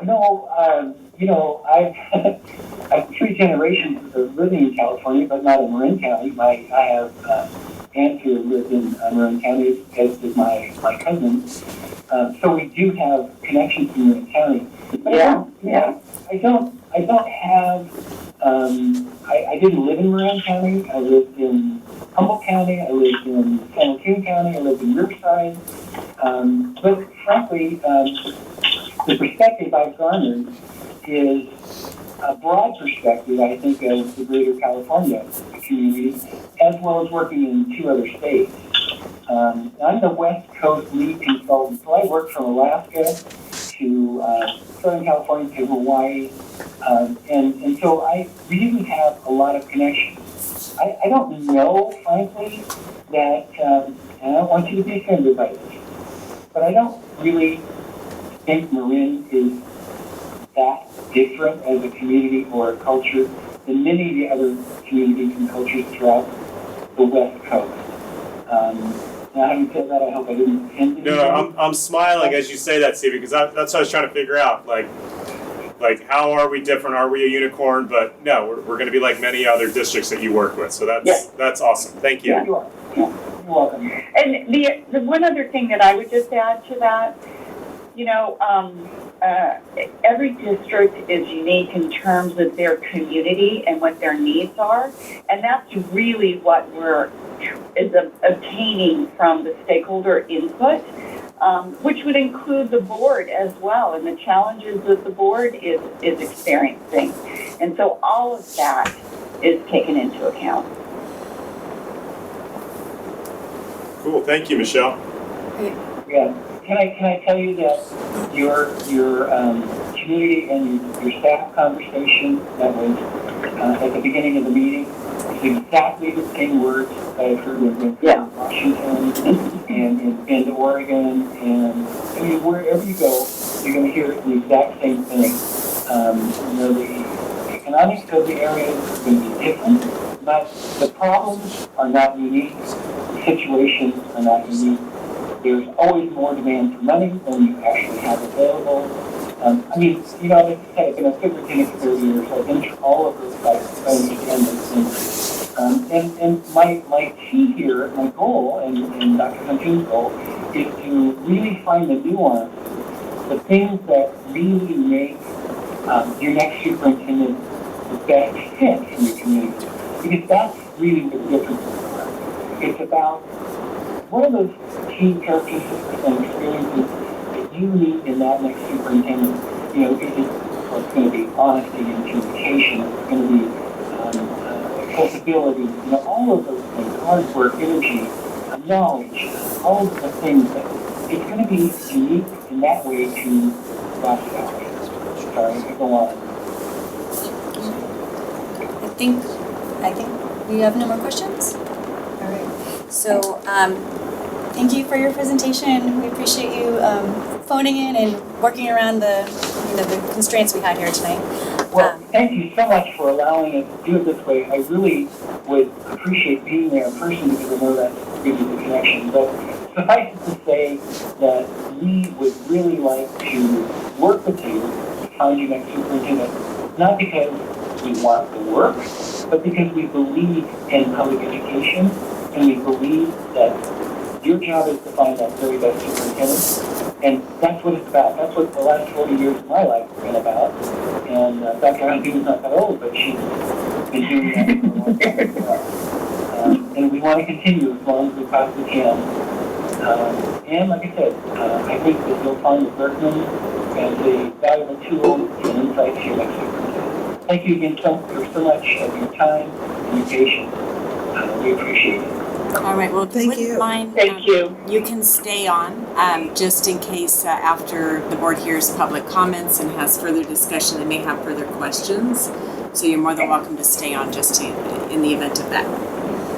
Thank you so much. All right. So this is the point in our meeting where we go out to public comment. I have one comment card here. I don't know if any other member of the public here wanted to submit one. Would you like someone? Okay, do you want to just fill out a card so I have your name? Thank you. And then Kim, if you want to step forward. Okay.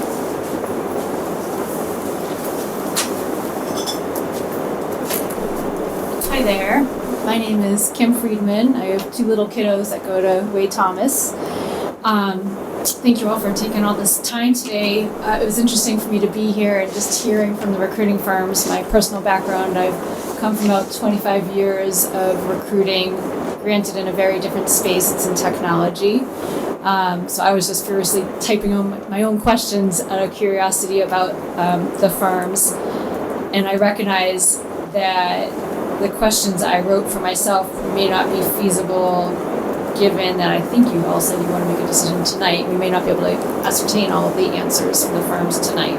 But just a couple that I thought I'd put out there. It sounds like the searches I'm understanding are retained searches. This last firm sounds like addressed a question I had is if indeed it's a retained search, meaning that the fee is getting paid up front versus only if they find you somebody. If it's indeed retained, what if they don't find someone that we all like within a certain period of time? Is there any kind of guarantee for that? Let's say it takes 6 months, they haven't found somebody. What happens then? No necessarily want a year-long search. And I don't know what the typical amount of time is other than what the firm said today. I'd also be curious with the firms understanding who exactly would be responsible for this particular individual search and how many other searches they may be working on simultaneously. Understanding a little bit more about how the firms understand their candidates. So, for example, I understood this one firm mentioned about doing reference checks as they get close to the tail end. Again, I'm coming from a very different world, so it may not apply. I know in my world, we like to do a lot of what we'll call backdoor references. So I'd be curious to know if any of the firms are reaching out to whether it's past employers' contacts just through their own network to really get the real deal on what people have to say about the individual candidates. I liked what was said about the video part of it. I do think that there's a lot of value to that and seeing how someone just kind of presents themselves. That's really all I have in mind from here. And then also I would just add that I'm looking forward to hearing eventually the board's thoughts on how the public can get involved with the process. That's it. Thank you. Thank you for your time. Thank you.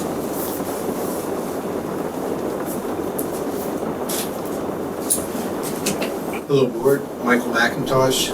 I just came this evening so I could see how you guys really conduct yourself. I've seen Shelley and Ryan before at some of the meetings, and first thing I'd like to offer you, it's very enjoyable to see politeness and good discourse between people, which is certainly absent in some of our public meetings these days.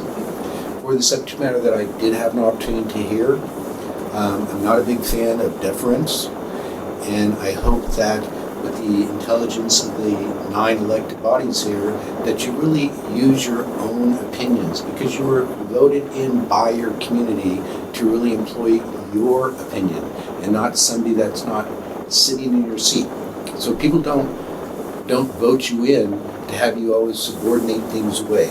So with that consideration, I do think it's very nice when somebody gives you the respect to show up. Independent of people's qualifications, you want to see that respect.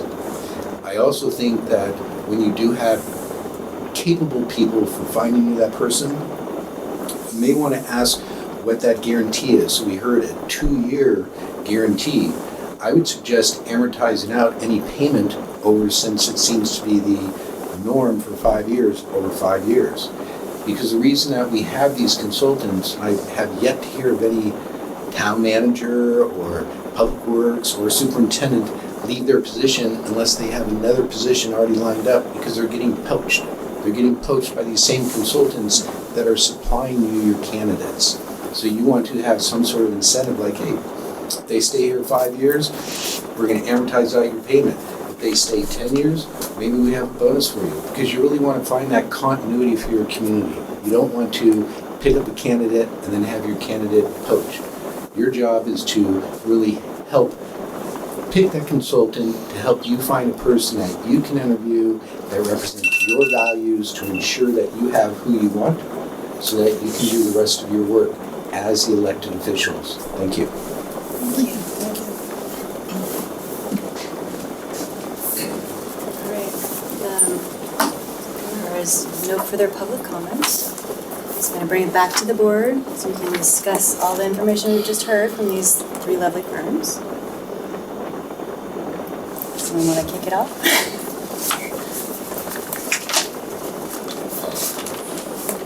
And Valerie is on the phone. Okay. And we do have Valerie on the phone if you have questions for her. So Not go. yet. So let me do that. we will She, have her. yes, she did leave earlier, in case I didn't say this for everybody here. She just is getting over pneumonia, and so her cough was getting to her. Jorge, can we patch one more person in? All right. Oh, and one other thing I wanted to mention, Ryan O'Neill is attending now. He arrived at 8:40 p.m. I forgot to mention that when he showed up. So Ryan is here with us.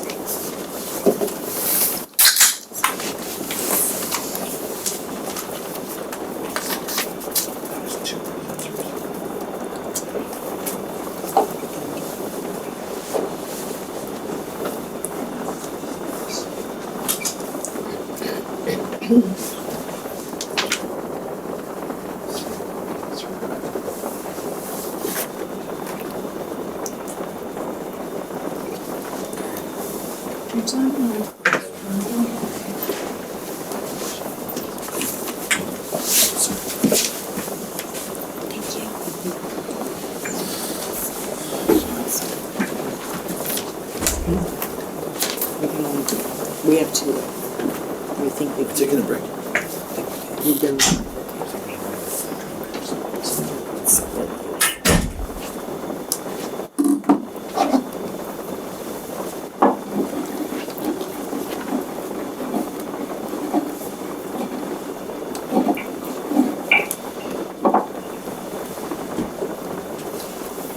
Julia, can you text Sean and see if he's still awake, and if we can do 3 people on the conference phone?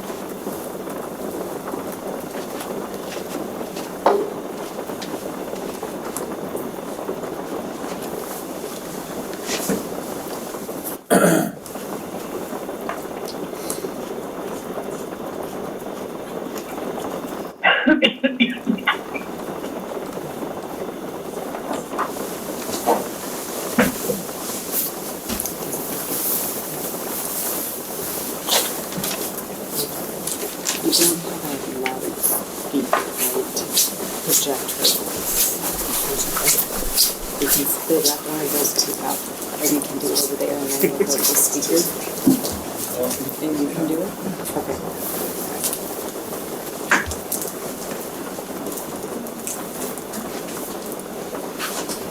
you.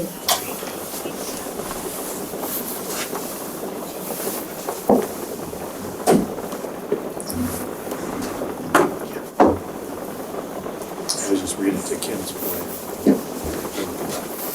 That's the same thing Kim said. So instead of build 36 on this page, we should build that with the time container and pay the 30 days.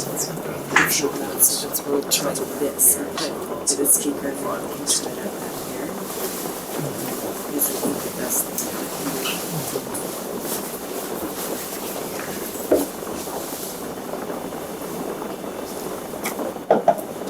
I'll respond to that.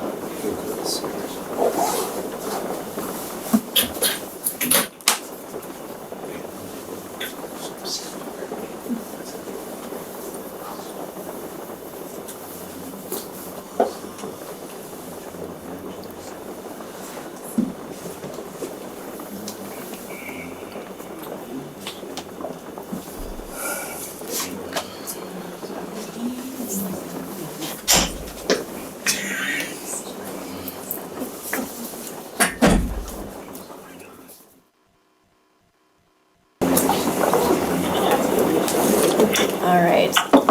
So we have heard from public comment, and it is time for our board discussion of the three options here we have for the executive search firms. So I don't know if anybody had any comments or would like to say something now. I wanted to, one of the public comments was around performance-based fee versus time-based fee. And my understanding from leadership associates is that their second payment is based on the finalists accepting the offer. So it's kind of like performance-based to that regard. Okay, did I understand that correct in the contract? I think one of the things that's really important for me, I think this is as a trustee is one of the most important things that I will personally feel like I'm doing for the legacy of this district. And the things that I find important is having a search firm that understands the local politics and characteristics of who we are. And I'm not negating that cannot be understood from being far away, but I do think that when you do start to recruit in other ancillary districts, you understand the nuances of what California is, one, and then narrowing it down to Marin County. I'm also drawn to the equity and inclusion part. We have groups that I know will want to be very active in talking to the candidates once they are narrowed down. We have a parent equity guardian task force, which would probably like to be at the table to meet a potential superintendent. We have parent clubs, we have teachers. Actively talking to the teachers and talking to the community, I think, is really important. And so those are the things that I'm really drawn to for deciding on who I personally would like to see bring in the candidate pool. I'm new to this, I'm green, but I think that the year that I've spent here, we have a lot of the community. We have to have someone who understands our community inside and out, who can live here and be a part of our community, who can get to know our children, who isn't looking for a spot check transfer, who can't come and say, it's so pretty here, I love it, and then a year later they think, it's not my type of place to live. They have to really understand what this district is about. So I just want to put that out there, that's going to really drive my decision eventually. That's my 2 cents. I was resonating with that as well, just the understanding the kind of the local context of the district, but I was also kind of weighing the having a fresh perspective or that as well, because on the one hand I don't think we're a complete unicorn, but I even know within Marin County that there are there are some elements that the superintendents, especially, are involved in that are even different within the county. So that resonated with me as well. Yeah, I appreciate the 3 different groups, so thank you for all participating, and thanks staff for pulling these 3 together. I thought it was a good balanced approach of 3 different search firms. So thank you for that, whoever did that, and thank you for the search firms for presenting tonight. That wasn't easy.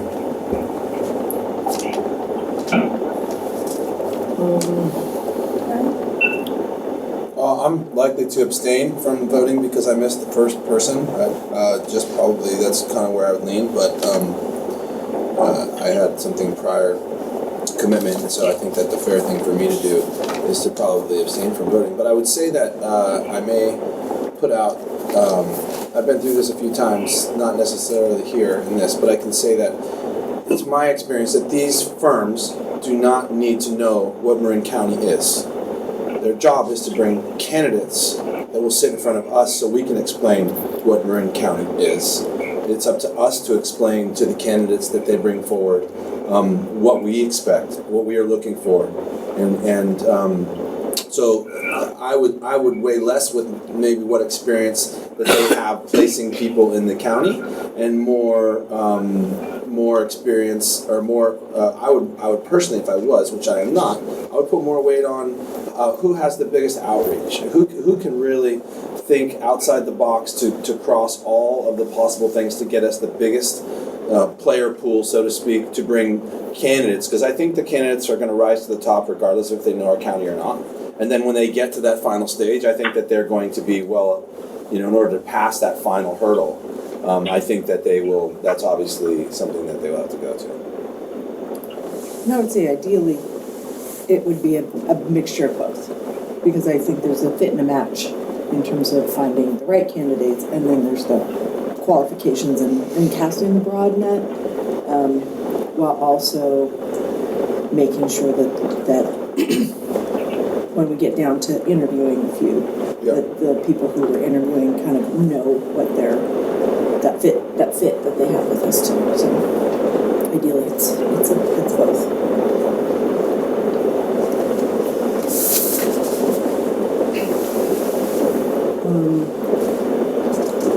Looking through.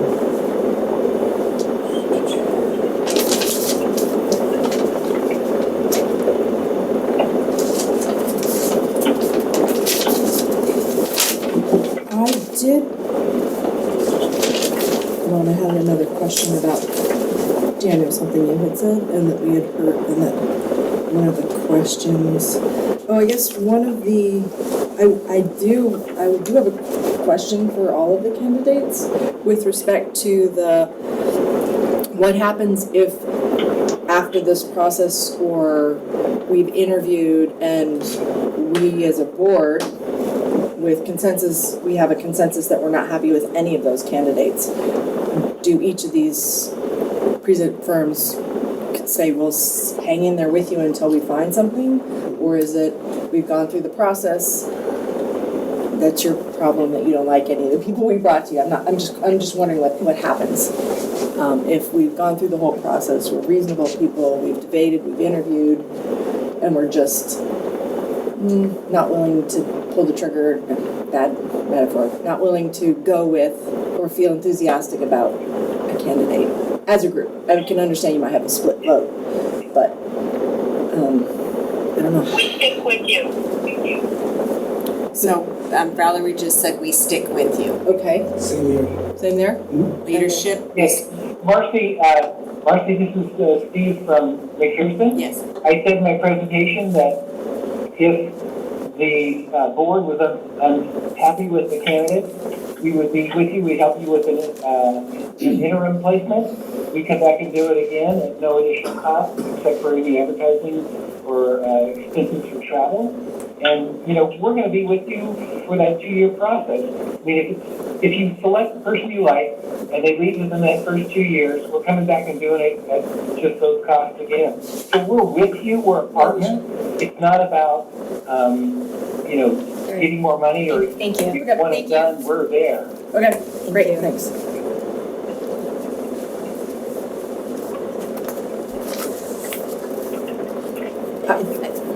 no, I just had a general question. I think some firms have mentioned this, but can each of you just restate real quickly again? I didn't get notes for everybody.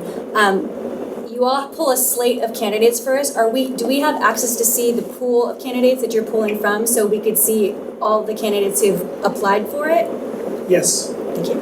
The Pearson is yes. You have everybody's application in a Dropbox file. Yes. Yes. Okay. And HYA, yes. Great. Thank you. The other intangible I know that I look at when interviewing for whatever is the presentation, the materials. You know, you get the feel from candidates, and it's one of those like intangibles that I think we all just take into account in terms of the look and the look and feel of the materials, the way information is presented and headlined and synthesized and communicated, and what each candidate chooses to highlight. All of that feels like because this is a very much of a communication, interpersonal situation as well for what they're looking for. So that's something that I was really paying attention to.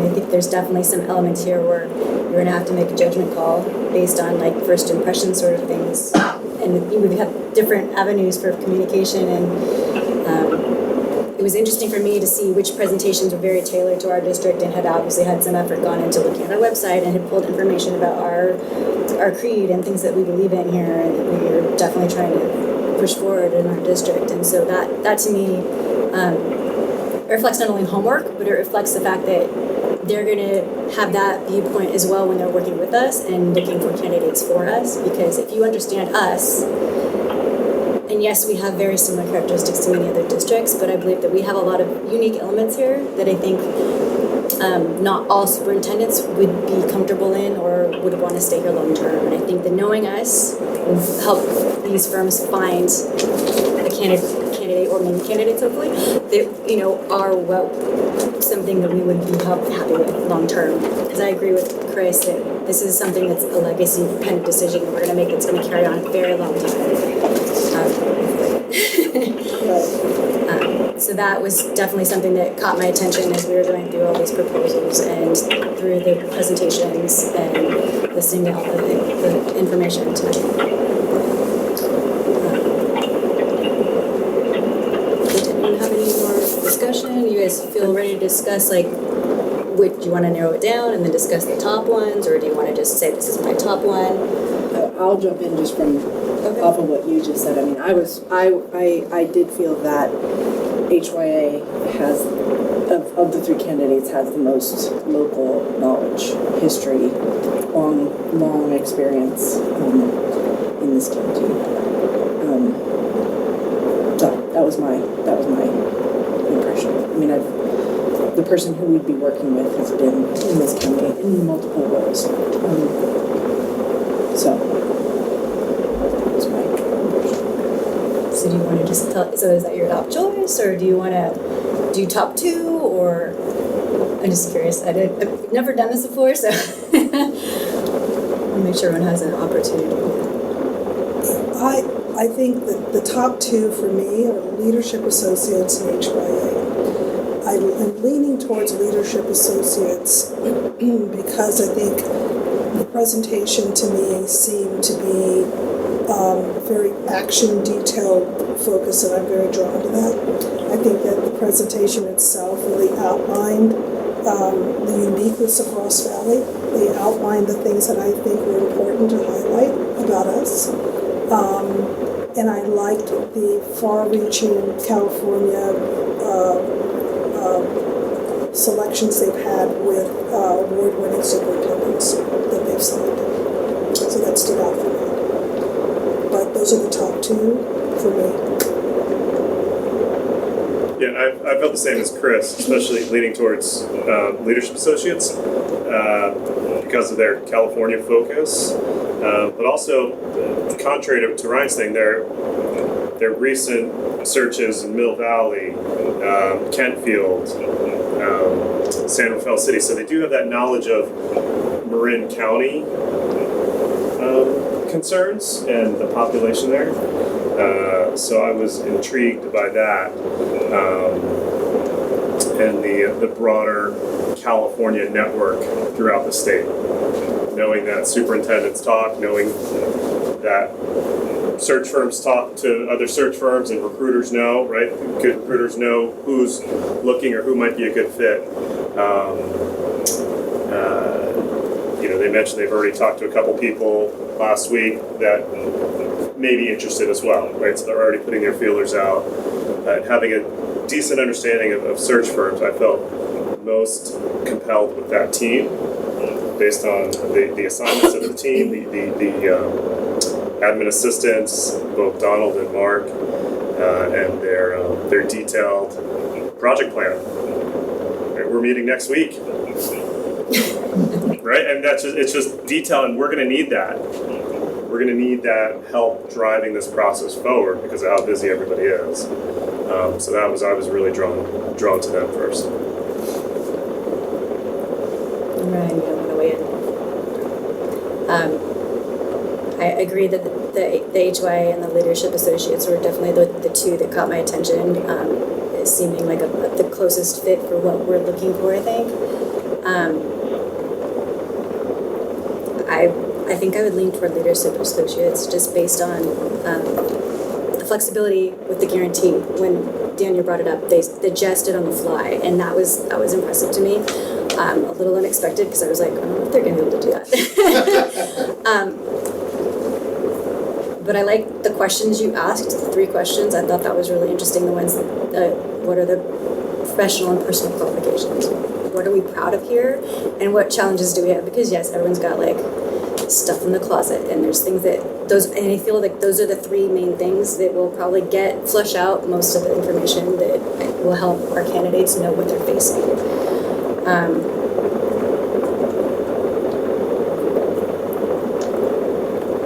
And I also really enjoyed the HYA presentation because I do feel like Shelley that she's got a very strong grasp of our community. And it's, it's a very unique little community and it's amazing. But, it's also not a quiet one. Everyone's very, hopefully comfortable speaking out and talking and letting us know their thoughts on things. And the superintendent's going to have to be really comfortable sitting here and listening to that and dealing with it gracefully. And it's hard for me to try and think of who we're going to be able to find since we've had Marcy here. And she's been she's been my role model as a superintendent, and so it's just interesting for me. It's like, I'm so grateful you're here, and I'm sad you're leaving. But now I have to think of, okay, what are we looking for our next one, and what does our community need going forward? And so it's just kind of an interesting thing there. And I think it's a fine line too, especially because you want to have, you want the support of your staff, right? When you're a superintendent. And sometimes when it's too close to home and everybody knows who you are, there can be this push and pull of leadership. So having a little bit of distance creates a wider, perhaps, it's a search, but you have someone that you don't have that potential staff pushback of like, oh yeah, I taught with them so many years ago. I don't see them as a peer. I don't see them as a leader. I see them as a peer. We have that flexibility, and that's why with HYI, as much as I really, like I said, I like both firms. I think saying there are some people that have already, it makes me feel like we could be risking some push and pull in that relationship, and a superintendent needs to have that respect for their staff of being seen as a leader and not as someone who was once a cohort. I don't know if you had that problem or not, but I know that just from I have an experience. Because you were a vice principal. Well, I was teacher, assistant principal, all the way, principal. Years of that, and then you have,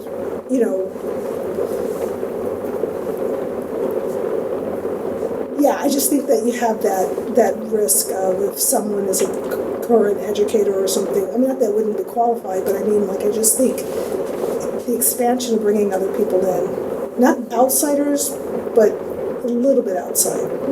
That's just how I'm thinking. Well, those will be the conversations we have once we're, once we see some candidates in front of us. That was Stephen and Michelle made a really good point about that. This is your process. We're the guardrails. We're helping you. Right. But this is up for you all, to the board, to decide. And so that's what search firms do. Here are 6 people we believe in. We'll help you with the next assessments, but this is up for the members of the board and the community to decide. So. And I definitely hear what you all have talked about in terms of that balance between really understanding the local and still having kind of a broader perspective. Yeah. Of a network that might be broader or new perspectives bringing in, and partially what you're talking about, Chris, in terms of that relationship networks can be good and challenging. They've got a lot to that. So I'm listening and nodding to that. And it's going to be, Marcy, I'm just going to say, it's going to be so hard. I mean, just Rachel, when you brought that up of just this idea of like finding somebody to replace you, was like, wow, that's going to be tough because you've been here as long as we've been. I mean, we've been doing this together, and just the appreciation and so much of what you've done and carried and helped this district and done for over your entire tenure with this district, not just the superintendent, is so appreciated. And so there's some big shoes. Those are some big shoes for somebody to step into. So whoever we choose, I think that is going to be something for them to really consider, is that transition with a new person, because of the role that you played, the space that you filled and held, and how appreciative. I mean, I can't speak for all of us, but somebody else sitting in your seat with us still here is a big transition for all of us too. So it will be, and I think it's going to be great. I mean, it's every chapter closing is another chapter opening, is another opportunity. And so, as bittersweet as it is, I love this school district, as you all know. I care so much about it, and I do believe that you will do and find the right person to continue to lead this district forward, and I have no doubt about that. Well, actually, since we have you guys here, the firms, continuity of management is my biggest concern. I know that data shows that the most successful new management is successful because they have the guidance of previous management there to help them along. We have a board that will remain as we are until the seats open up, and who knows what will happen. But I wanted to get the opinion of the search firms on those superintendents that come in, their onboarding. What makes them successful? How do you, if you have that guarantee, how do you monitor and know through the work you've done what makes a superintendent hit the ground running and being successful? I have an idea right now, but I better listen to folks on the phone first. But I can tell you from my own experiences. All right. Steve or Michelle, would you like to answer that question? Did you hear it? No. I think they dropped off. Valerie or Michelle? Oh, there she is. Valerie, go ahead. I'm not sure that McPherson and Jacobson are still with us. Sure. If I heard the question correctly, it was what makes the superintendent hit the ground running successfully. Was that the question? Right. What helps with continuity of leadership, going from one superintendent to another. I have ideas, I've read studies, but I wanted to get how, as a search firm and creating a guarantee, how do you ensure that continuity of leadership, that smooth transition from one leader to another, what creates that? Effective transition is the first thing I'd say. Days of time spent with the outgoing superintendent and the new superintendent together, and then new superintendent listening, reflecting, getting coaching, being willing to both look for help, pay attention to what those transition issues really are, and that takes a lot of reflection and someone who's willing to be coached and mentored and ask for help. So an implied mentoring relationship from previous leadership to the next. I'm sorry. So some implied relationship between the prior leadership and the next? She would say probably yes. I think there has to be transition between the prior leadership and the new superintendent. But once that transition finishes, if the new superintendent is willing to continue to have the relationship with the prior superintendent and the prior superintendent with the new superintendent, then yes, that could work. But it's also important, I think, for the new superintendent, if that prior superintendent, they don't have that relationship with the prior superintendent for whatever reason, somebody moves or is engaged and, doesn't want to continue that relationship, then it's important for the new person to, listen, learn, observe, be willing to be coached. Even if she's a superintendent, benefit from a coach. That's right. I want to add one more thing. So I had down here exactly what she said, listening. But there's one key piece when you're new coming in to a district, especially when there's a seasoned superintendent that's going out. And that's not making a whole lot of changes when you come in. So to her point, listening is number one. Coaching, mentoring, all that's good. But I cannot emphasize the fact that you don't want to come in and make all these changes.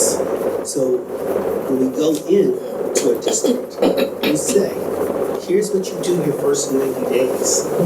That's reaching out to the community, getting to know people, hearing what they have to say. You've already received all the input from or data, as I would say, that we gathered from all the input sessions.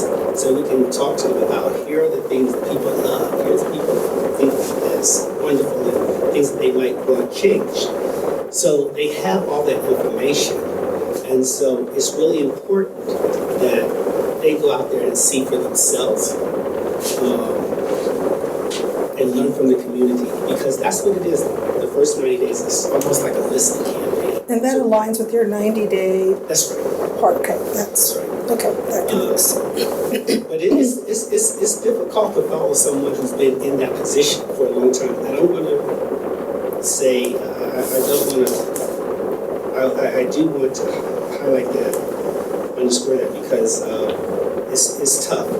But a successful candidate will go in and will be one that will listen, will be reflective, and want to work with the board, because now you're becoming a team. right, and there's more at stake. We have an amazing staff here that we want to think about them finding comfort in their new leadership and staying, as constants here too.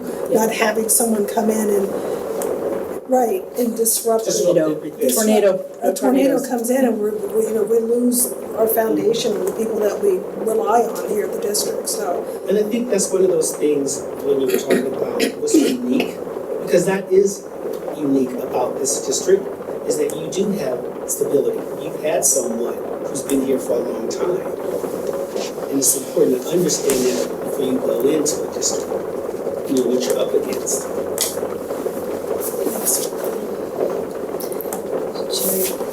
Right, and just to let you know that Steve and Michelle have dropped off and they sent me a text saying thank you for the opportunity. But I think they heard they heard the sentiments. Okay, but I will get back to them, absolutely. It's like, what, 1 o'clock in the morning for them? It could be,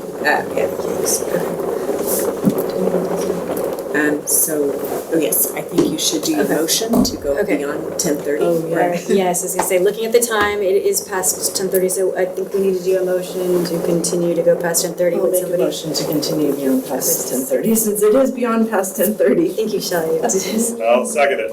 Great, thank you, Daniel. And Shelley? I mean, I was hearing some general consensus among the four of us to go with the Leadership Associates. Oh no, we're talking about, we're talking about past 10:30. Different motion. Motion to continue past 10:30 this evening. Aye. Excuse me. Aye. Sorry. All right, was that the motion you were making? Okay. And Daniel, that was the motion you were seconding, correct? Aye. Aye. All right, so. Sorry, cutting to the chase there. No, it's my bad. always great. Aye. Ryan? No. No? Okay, and Rachel, aye. So,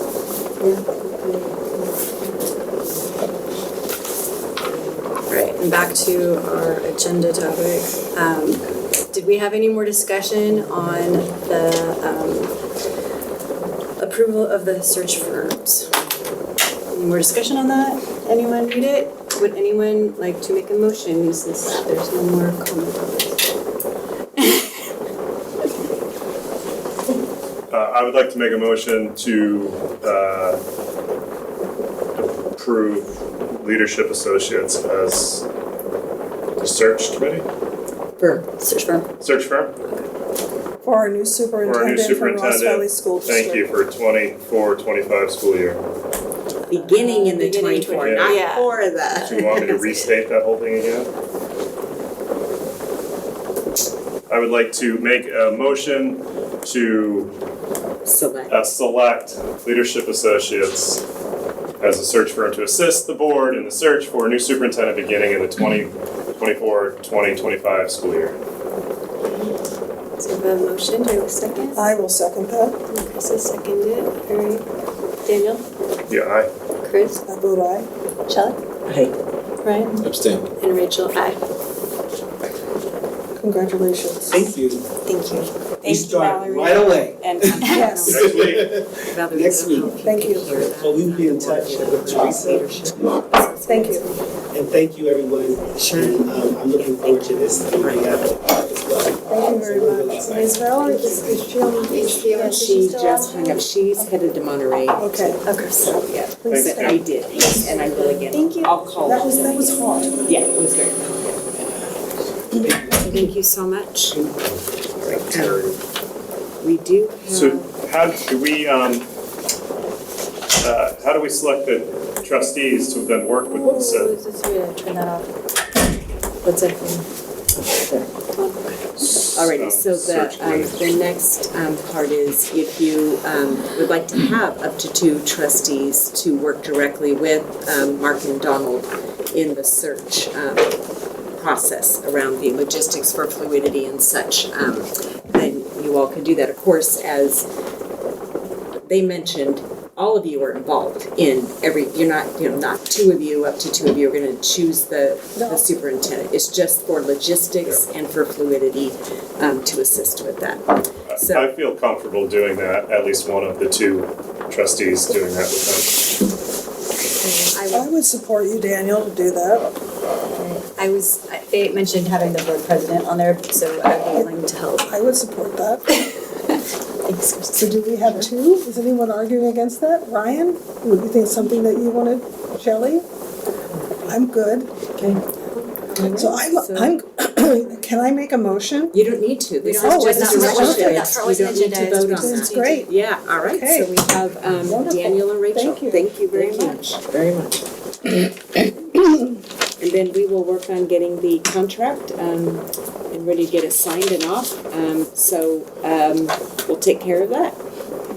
Alrighty, and then we'll hit the ground running. So I'll be in touch with all 3 search firms tomorrow to thank them for their time and for being here with us this evening, and then also to do next steps with Donald and Mark. Thank you so very much. Great. See, you're Thank moving you for setting that up. You're on the way. Thank you for the work. I'm sure, I mean, to come to us with 3 good, well-qualified, thoughtful presentations, I appreciate you moving us forward. In amongst your decision to let us know that you're moving on so quickly. Absolutely. Alrighty, so there are other items on the agenda. I know that Ryan didn't want to go past 10:30. We do have the audit. Is the audit required by, is this a timing? The timeline? Honestly, I don't know what the timeline is. I don't think it's the end of the world if it's pushed off. Because next meeting- it's already gone to CDE by the required time. It's February 28th is our next meeting, so it's quite a ways away. I mean, it is posted online as well with the agenda. So if I think we probably could. All right. Will you be able to reach out to Hamas?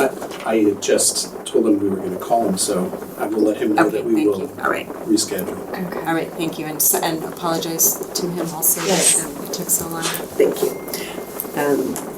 Alrighty, and then we have mid-year LCAP update. We are under a deadline for that.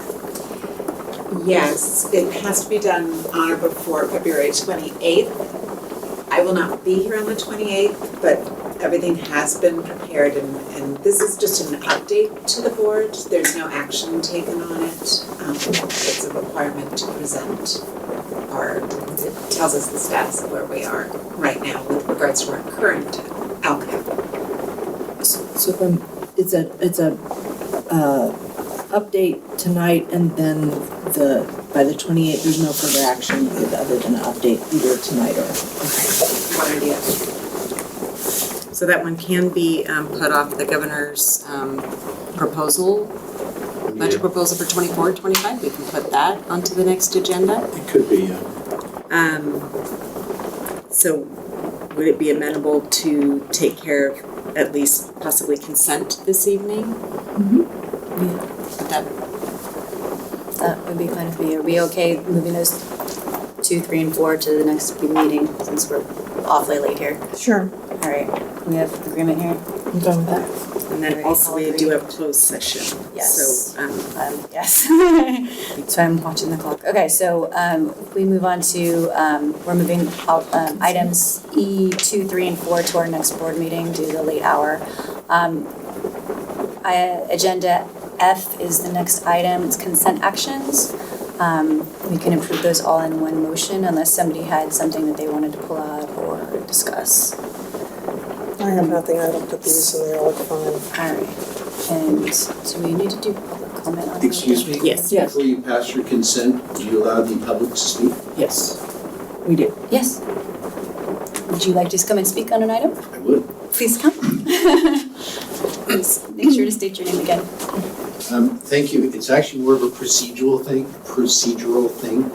When you have items on your consent calendar, does this board, if there's a request by the public, pull them? If the issue has contentiousness, do you pull them? So in other words, when you have your consent calendar, do you let people speak to the items? Will you pull them out so that there's discourse? Or do you just pass the consent calendar and close it as a single vote? So not from the board. I understand you guys can always pull it off.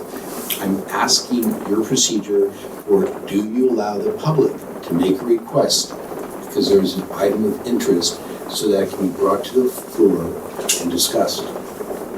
If I can answer that, the answer is yes. It hasn't happened in a long time that someone has asked to pull anything off consent, but I would definitely say that anybody who wanted to come in here and pull something off our consent and discuss it would have the ability to do so. Although this is public comment right now. Yeah. So. Noted. Given that though, I have been aware that has occurred. My understanding is it's public comment. The board can then, based on the public comment, make a determination to pull the item for further discussion. and then decide if they want to take a vote on it tonight or put it off for a future meeting. I think what he's asking is, if I'm right, that you're asking it, do we give the ability for someone to come in here and have a 2-minute say on any one of these consent items as required by law?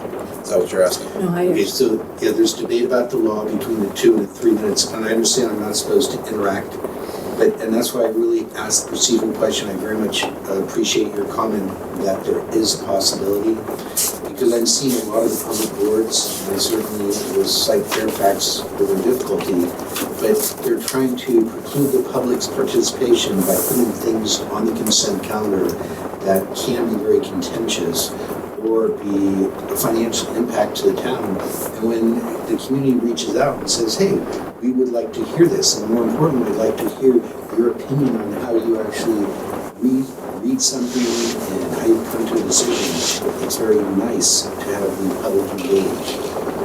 And so my general opinion these days is I think the school board is doing a much better job of engaging with the community and the children looking at our futures than the town councils do for their job, which is primarily making sure we have our infrastructure and our housing to accommodate people. I see that kind of as a failure. So I would like to see a better decorum and an audience such as this with the councils as a whole. And so that's why I asked procedurally, if you do allow the public to make requests to pull something off, provided you don't have 1,000 people standing behind you. And I believe I heard the comment that you're certainly open to that, and you will listen to something such as a request. And so just as a person in the audience, I appreciate that. And if I can clarify, in case it wasn't clear, is you'll take public comment, and if a trustee is interested in pulling that item for further discussion, then you will pull it yourself, not at the request of a community member. The community has the ability to do public comment, and you all then will make a decision, because you all have, likely, you're the ones who are voting on any of the items or hearing any of the items on the agenda. And so it'll be your decision whether or not you choose to pull the item for further discussion and or consideration tonight or at a later date. And would you also recommend that if there is any desire for that, that the most effective way to do it is communication through email to trustees to take a look at things that make ask once. I mean, for the public to say, hey, I know you're going to be addressing blah, blah, blah, I would like to. And then the trustees have that ability to say, think about it it's interesting, beforehand. this was raised through communication, right? Yes, and that is one of the reasons we do have that standing agenda item on for our communication with to the board. Thank you very much. Did you want to? That was just. Okay. That was his public comment. It was on the topic of consent. All right. Is there any item anyone would like to pull from the consent, or would anybody like to make a motion on the consent agenda? Consent actions. I'd make a motion to move consent. First and a second. All right. Shelley, Ryan, Chris, Aye. Daniel, Aye. Rachel, aye. Okay. So we're on to board business. Do we put all the minutes off if you wish? And do that at a later date? We move our minutes. Put all the minutes on and do those at the next meeting if the board would like, or if you, nobody has, it could be quick. Yeah, I can give it a so we can pass on the committee objectives? Okay, so would anybody else, would anybody have any thoughts on moving items on board business 1, 2, 3, and 4 to the next meeting? And I move it personally, just at the late hour, just so that there's no question around why we approved them, or if there was any issues, just unless there's a time sensitive. Okay with that? Okay, Daniel, you okay? Ryan, you're good? Okay. So we will move those to the next meeting, just so people can participate in this if they need to. Superintendent Cabinet. Happy to move that to the next meeting. All right. And then so with that, we're going to move into closed session. We have no members of the public present now, so we were going to go into closed session at 11:04. Sorry, excuse me. Before we go into closed session, let me identify the topics. We have no public comments since nobody's here, and our topic tonight is conference with labor negotiators pursuant to Government Code Section 54957.6, all employee groups, CSEA, RVTA, confidential classified, classified management, and certificated management. We have no public comment, and so at 11:05, I will recess into closed session.